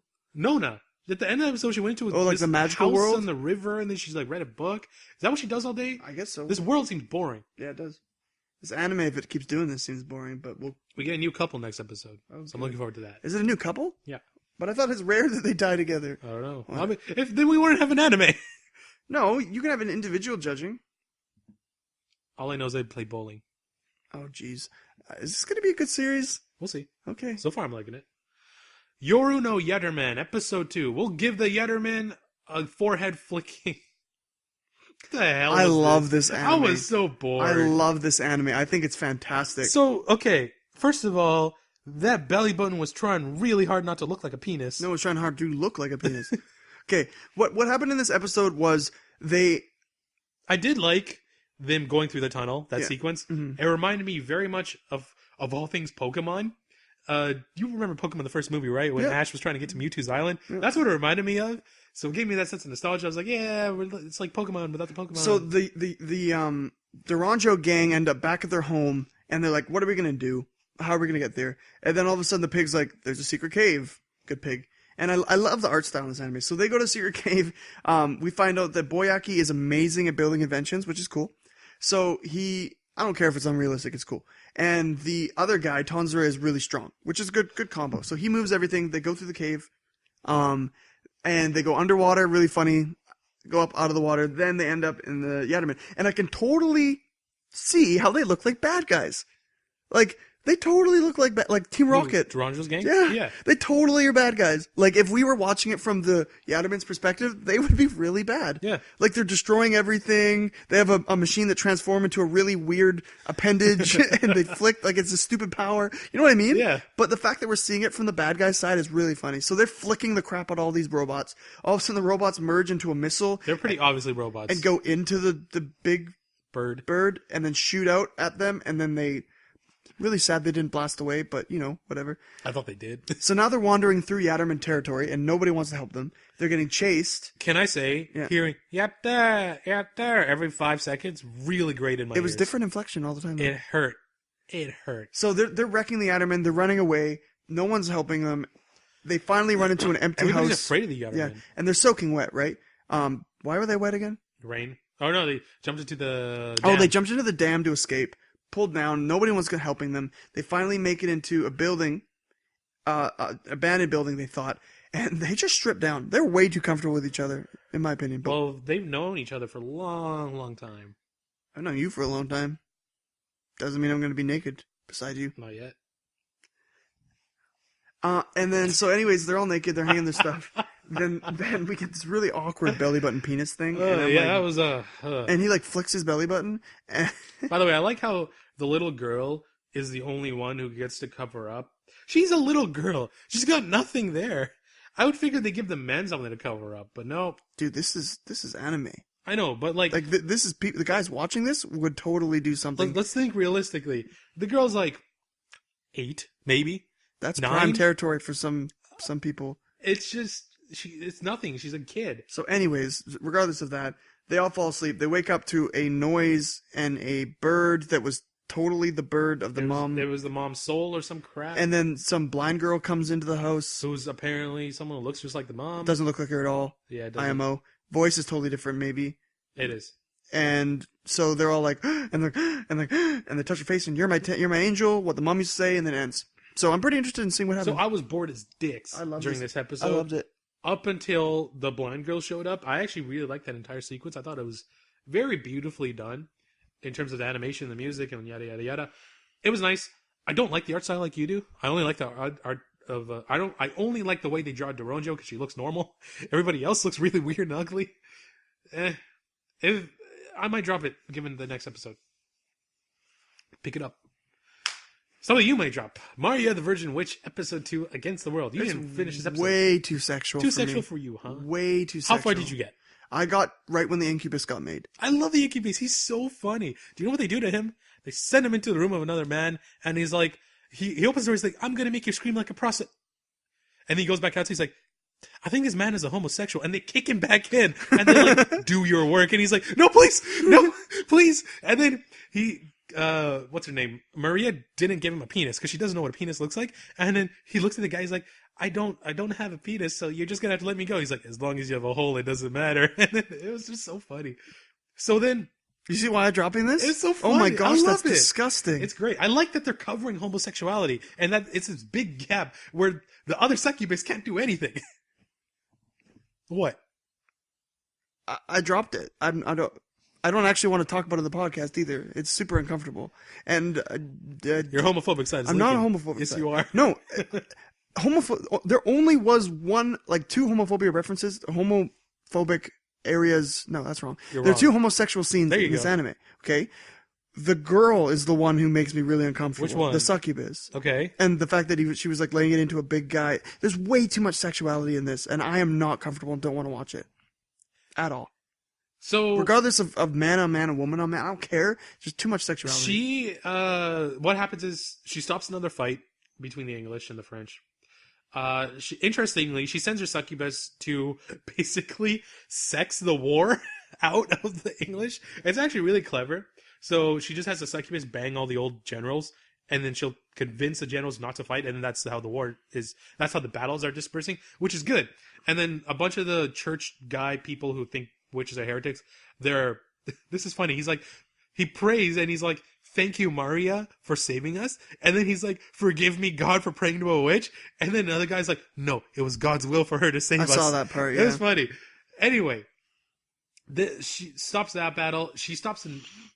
Okay, long story short, the guy who's trying to bang the incubus, Maria gets trapped in the room with him, so he's trying to have a three-way with him. And then Maria freaks out after seeing a penis for the first time and makes a giant snake to explode out of the room, because snake penis, blah, blah, blah. Michael gets pissed off and throws a goddamn spear at the snake, killing it instantly. So then Maria's heading home. Why is Michael mad? He doesn't like witches using their powers, apparently. Clearly. So Maria's heading home. And then her owls are like, you have to be careful because that was like, Michael doesn't want you to interfere with anything anymore. That was a warning shot. And she's like, I know. Her village is on fire. The one with the grandma and Anne and blah, blah, blah. She goes there. She gets mad. She summons a giant demon thing to blind anyone holding a weapon. So anyone's holding a weapon has their eyes seared. And then Michael comes down from heaven, stomps on Maria, and puts a sword to her head. And he's like, I'm going to kill you. And then so she and Michael have this fight, which we don't get to see, which is unfortunate. She loses, falls to the ground, and they have this huge argument, which Michael's an asshole, and the rest of the angels, because she's like, why aren't you saving these people? And he's like, it's the natural order of the world for people to kill themselves. And she's like, why can't I? So she's like, me saving them is breaking your world's order. And she said, Michael's like, yeah. Michael's a woman in this series, by the way. So Michael's like, yeah. That's why I don't want you to do them. And then Michael has the worst logic. Maria's like, I save these people. He's like, there's a village in the north where women are getting raped. There's a village here where people are dying. There's a village here where people are dying. Why aren't you saving them, huh? And Maria's like, why aren't you saving them? Mm-hmm. And then he's like, die. And then like throws her away. Nice bump, dude. I just elbow dropped the mic. I'm sorry. And so basically, she gets owned. He says he's going to strip her of all of her powers. And he's like choking her. Kuroko comes out, shoots Michael in the back with a crossbow. And then he's like, put down the sword and the girl. And he's just like aiming at Michael. Like, Kuroko's a badass. Joseph's hardcore. Yeah. See, I really like Maria. It's good. I get that you like it, but it's just way too much for me. Way too much.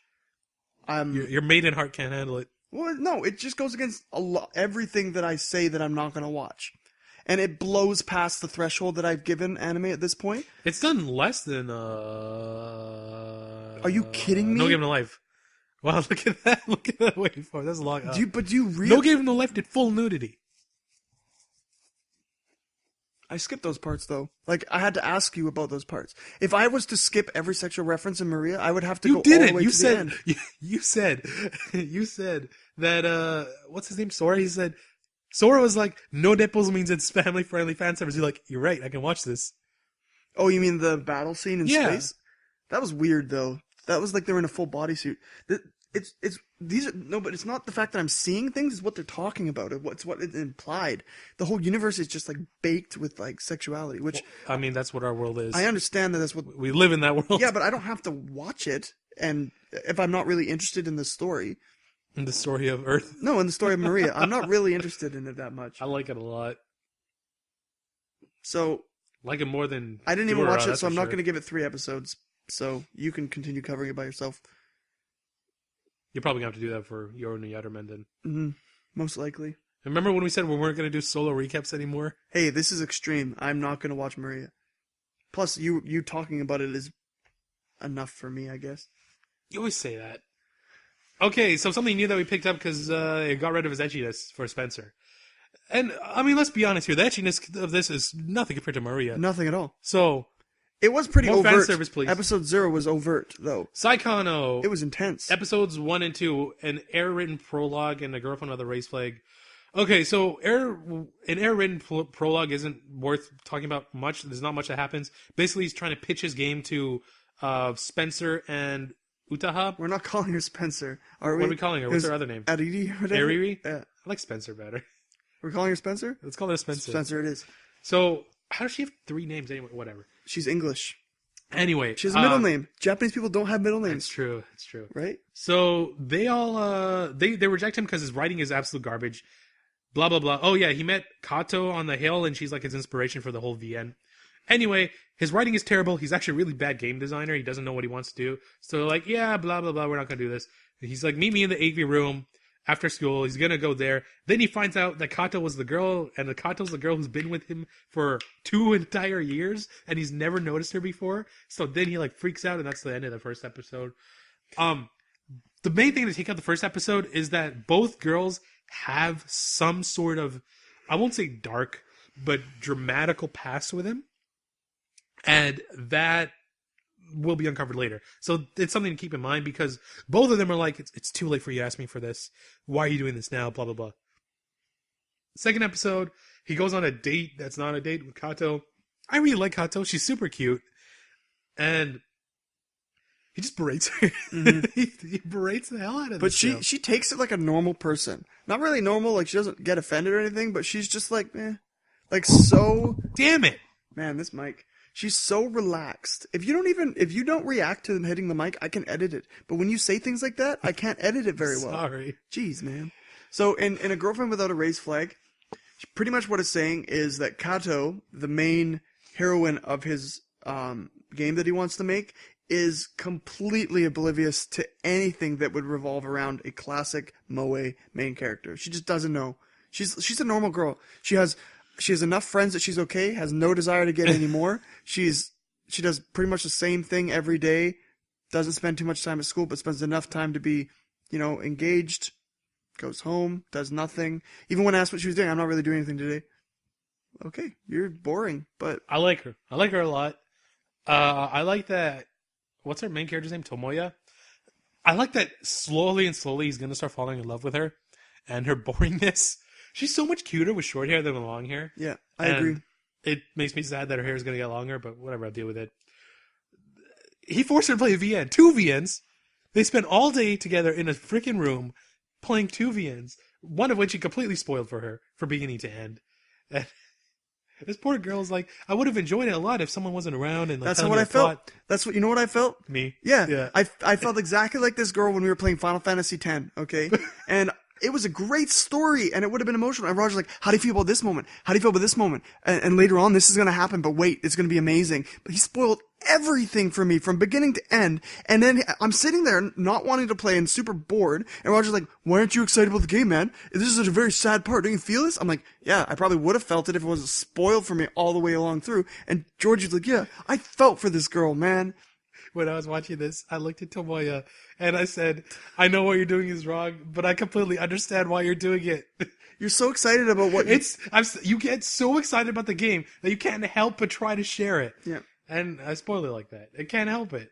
I'm working on it though. So they play the next one and Kato and Tomoya marathon and apparently Tomoya didn't say anything, but they end up in the early morning together where she's passed out like... His first words are, how was it for you? Yeah.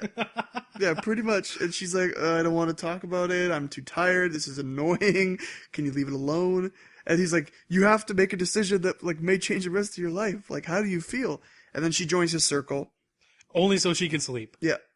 And then... And he berates her for that too. Yeah. And then the episode ended, I think. Yeah, that was the end of the episode. So... and the other girls, when he said, I made my decision. Who'd you choose? So they're really interested in him. They're completely in love with him, and they want him to choose one of them. Oh, speaking of which, the Spencer girl is a ero porn anime author. Art's really good, by the way. Yeah.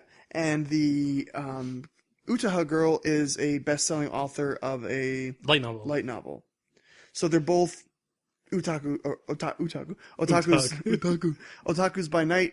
I don't really consider her a writer an otaku, though. And I love how Kato keeps referencing everything as, like, game language, the two most beautiful girls, I think, but she knows nothing about them.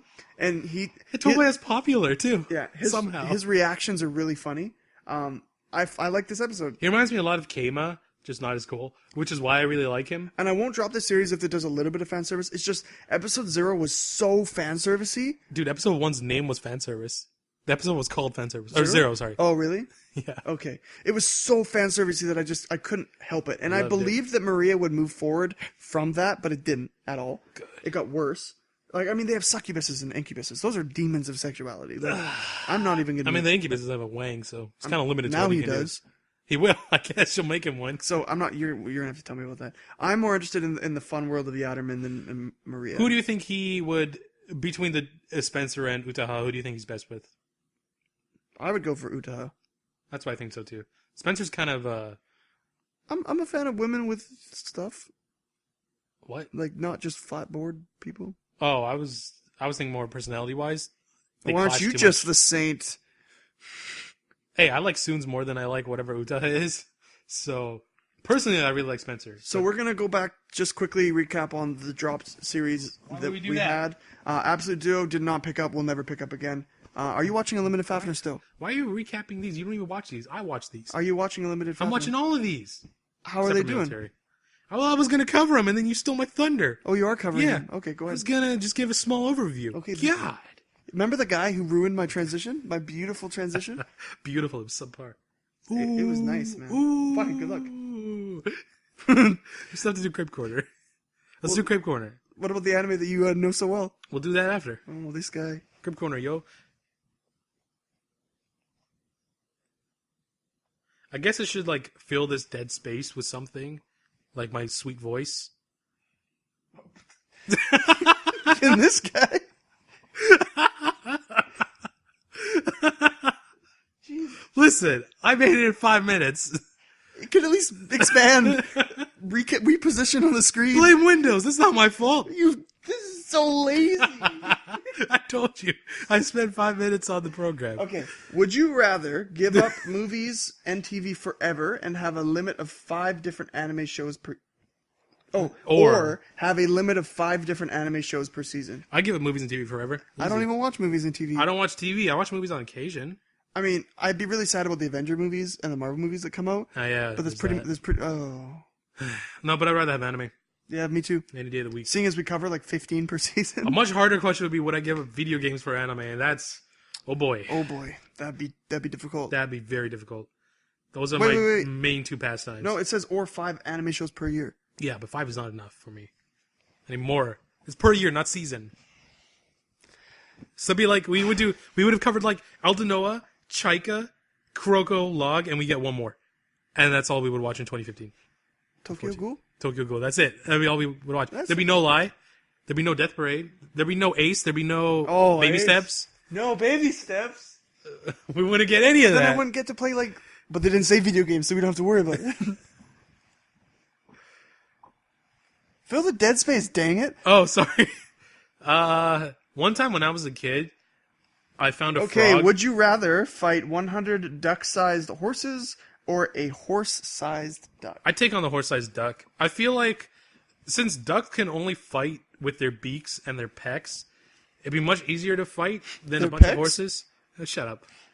So all I have to do is dodge the pecking, and then I could just beat the shit out of the duck. No, I think I'd face 100 duck-sized or horse-sized duck-sized horses because you just kick them.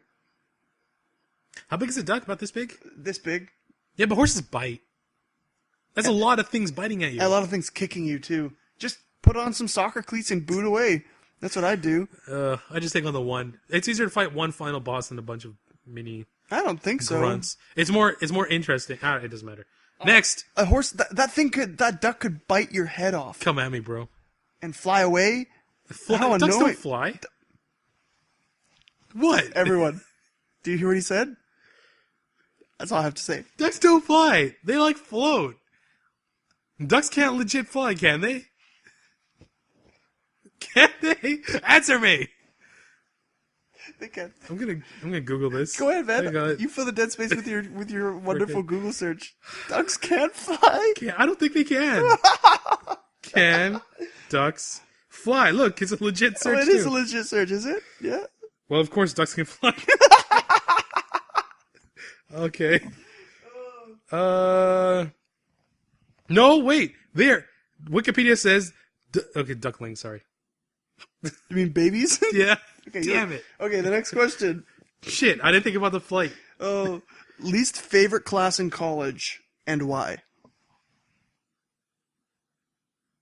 I'm still baffled by the fact that ducks can fly. Since when? Well, I guess it's always, but Like, are you thinking chickens? I guess. 'Cause I guess I was chickens thinking can't chickens. fly. Chickens can float, though, right? Have you ever heard of Canadian geese? Like, Geese can fly, can't they? yeah. Yeah. What the heck's the It's not a difference between a duck. duck and a geese? A geese is like tall and elegant and asshole-ish. Ducks are like small and like they don't do anything. Well, you see them in lakes a lot, but they do fly. They fly south for winter. Ducks can fly? Oh man. This is like the most mind-blowing thing I've learned in a long time. Okay, so for me, my college course, university course, that I hated the most. Okay, so I took a JavaScript course. I hate code with a passion, and I got carried so hard. But it wasn't my least favorite course. My least favorite course probably would have been like it was this, the geography of Canada. You took a university course on... I had to take a bunch of like Canadian breadth and all that kind of courses because of PDP requirements.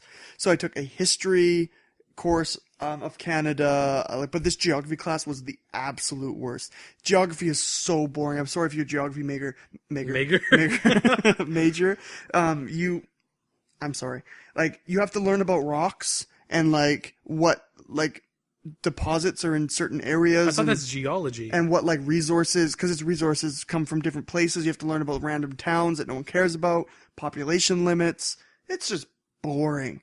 Oh my gosh. All the PDP sub courses that I took were so boring, which is why I'm like wondering if I should be a teacher. But my least liked class was a class called Technical Issues in Software Development, which was the most boring class I ever had to do. Our requirement for a final project from day one was make whatever you want. And as long as it's a game. So I said, anything. He's like, anything. I said, I'm going to make a quiz game for kids. He's like, okay. I finished it in 2 minutes. And I got perfect on it. And then I was done for the semester. really? And then the 3-hour block I had for that class, I would use it to work on my marketing homework, which marketing also was a boring class, but not as boring as this class. So the fact that I only did work twice if you count the final exam, once in this exam, or twice in this class, made it my least favorite class. I did nothing. It was so boring. It was a waste of time. Also, I never attended marketing because I would do marketing in this class. So every marketing lecture, I just sit out and stay at home. Wow, you really were very efficient. Oh, yeah. And marketing was my only class Friday, 8 in the morning. I was like, taking Fridays off. So. I had a class, it was like restorative justice, which is an interesting class. But it was 50 minutes long. The only class I had on Friday. 50 minutes long. From 8:30 to 9:20. And it was at SFU Burnaby. So I have to get up at like 6 in the morning to get on a bus for 7, or even for 6:30, so that I could get to SFU on time, stay for 50 minutes, and go home. It was like 3 hours of transit for a 50-minute class on a Friday morning.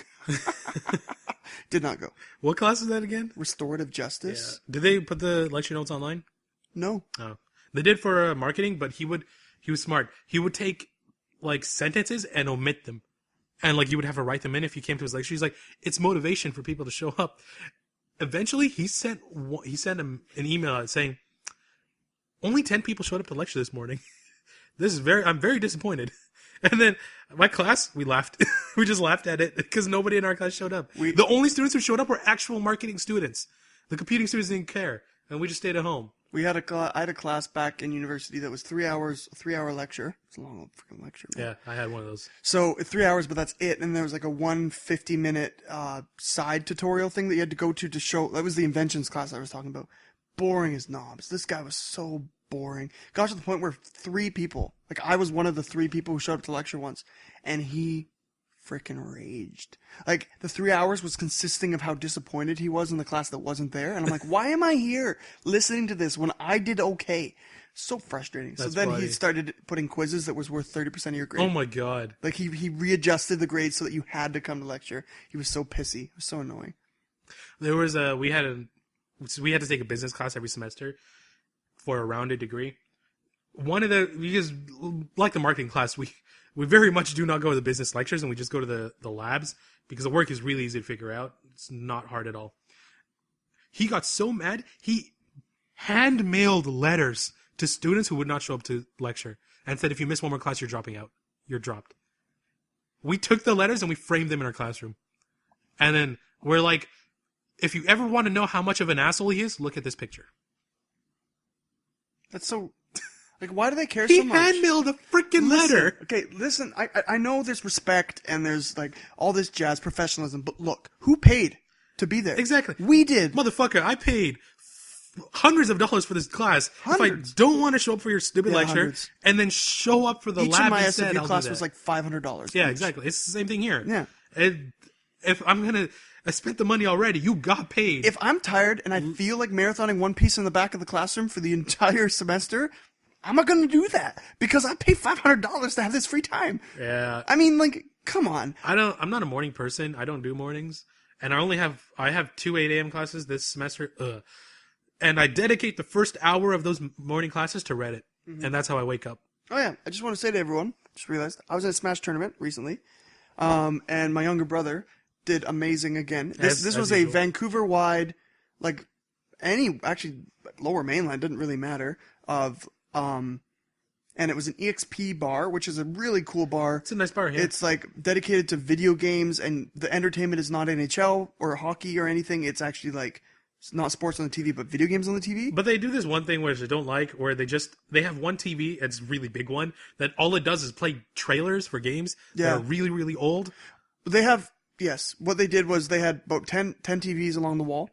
2 of them were dedicated to playing the YouTube thing that they have going. That's the thing I was and talking the about. rest were mirrored of the one Smash Bros. Console. So I entered the tournament. It was a double knockout. I won twice, lost twice. I lost to a Mario and a Luigi, and I was Bowser. How frustrating is that, hey? The irony. That's funny. But they totally zoned me with their fireballs, and I got so frustrated that on my last fight, I put the controller down.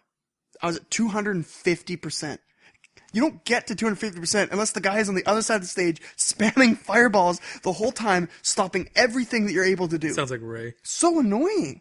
So, and then he grabbed me. I looked at him, put the controller down, shook his hand, shook my hand. He pressed left on the stick. Off the screen I go, out of the tournament I went. It was bad.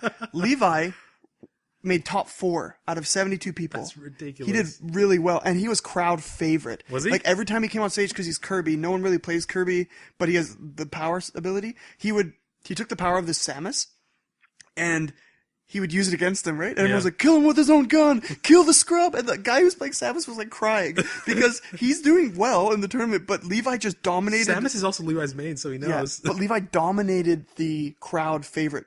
Every fight he got in were cheers for Kirby. Like, nobody did that. And the other fights were so boring. Like, what happened was they eliminated like 60 people, then there was 12 people left. They closed the bar down, rearranged it, opened it for public.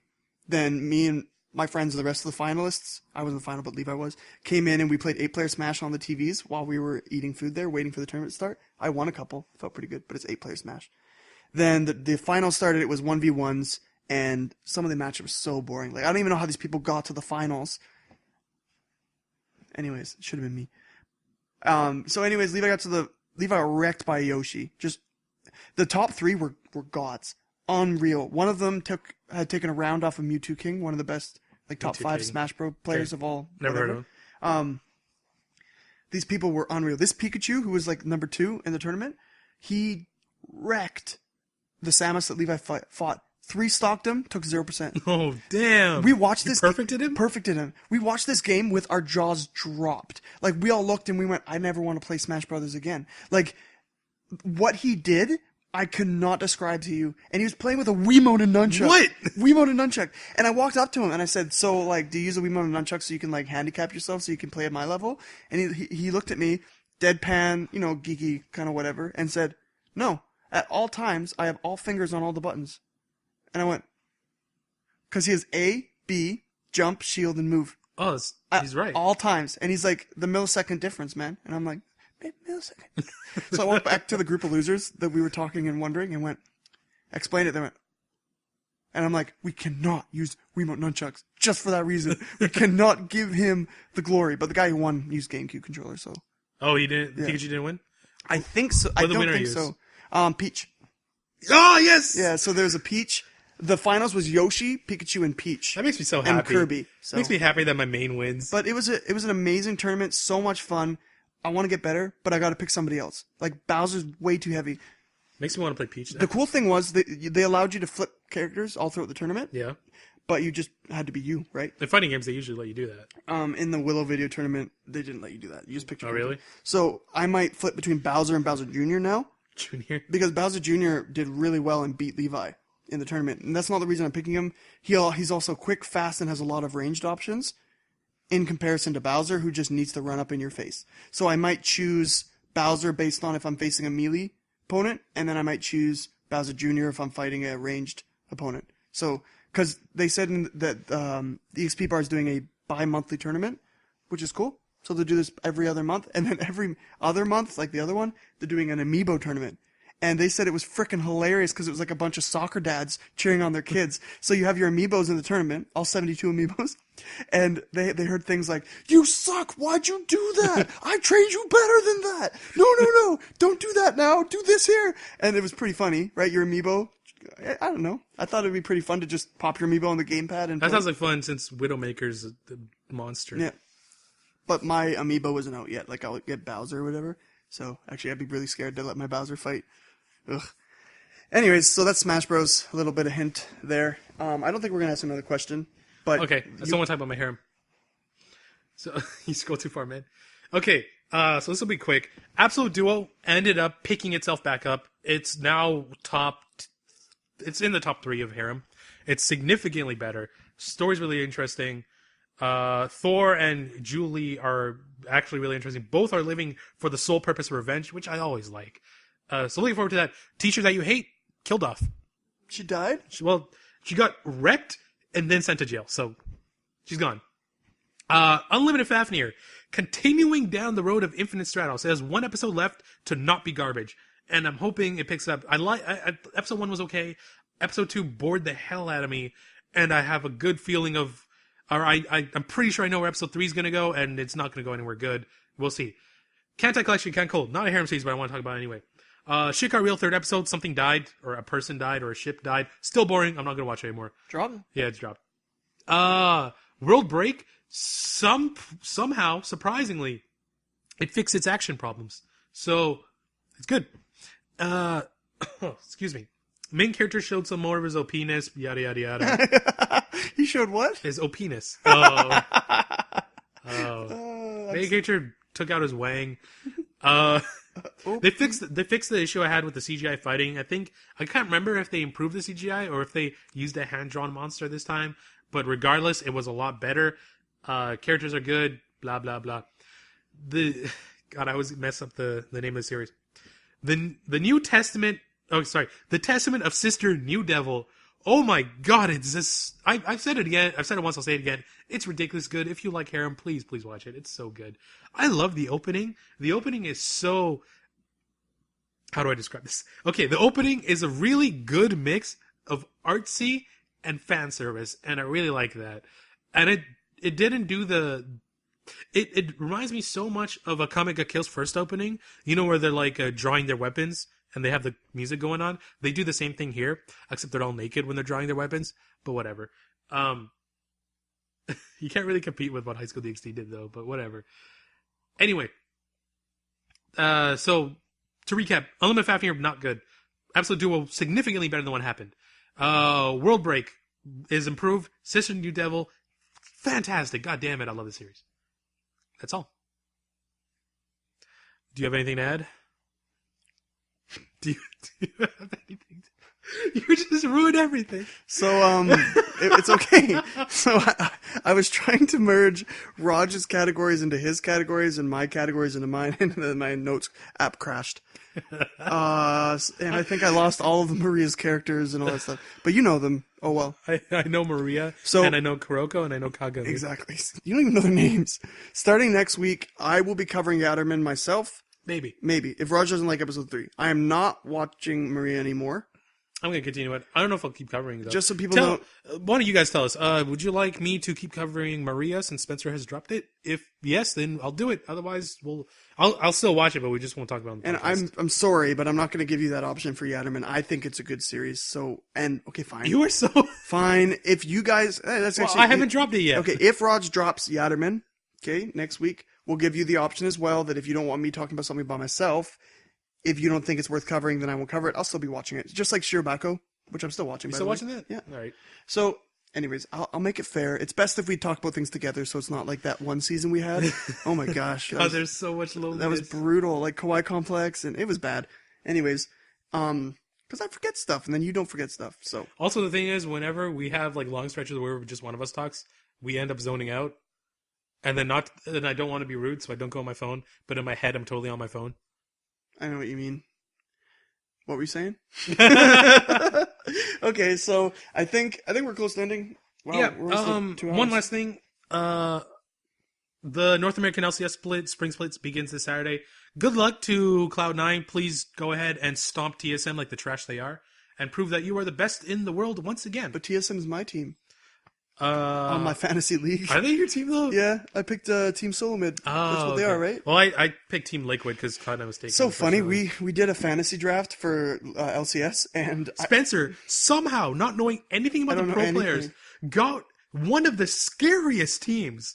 Like, oh my god, Spencer's team is actually frightening, and I don't want to face them. I just asked Raj every time it was my turn. I'm like, who's good? And I would like list names. You're like, and I'm like, he looks cool. Click. And I just got a team of like people that were pretty good, and I'm facing Aaron's team, so your team is so much better than his. So we had one moment before we had where one of your classmates recognized me by my voice. Oh yeah, that's cool. Felt pretty good. He's like, "Are you Spencer from the podcast?" No, that's all he said. He said you sound like the guy from the podcast. Oh, he didn't even know my name. Yeah, sounds cooler when I say it though. It's okay. Sad. Okay. Did she know about that? No, of course not. So I'm Roger James Brown. And I'm Spence of James and Brown. Send your Crepe Corner questions to James or JMB Podcast at Twitter. Okay, at JMB Podcast on Twitter. Words are hard. Or the YouTube comments page. This will also be the last podcast going on Podomatic. After this, we're going to be moving away from it.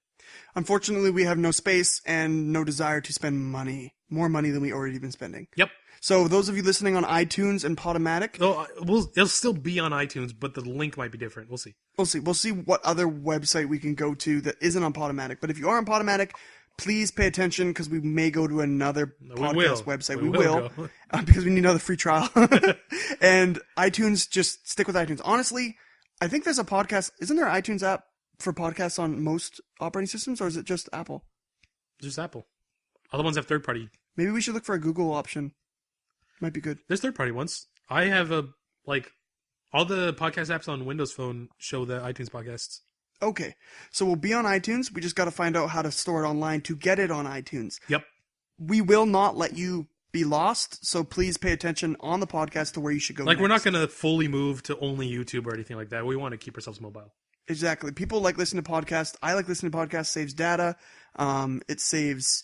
time. Honestly, there's just a picture on YouTube, and most Apple phones don't have the ability to play YouTube videos in the background anymore, which is stupid. That's funny. But, yeah. Okay, I'm Roger James Brown. And I'm Spencer James Brown. See you guys next week with another podcast. Bye-bye!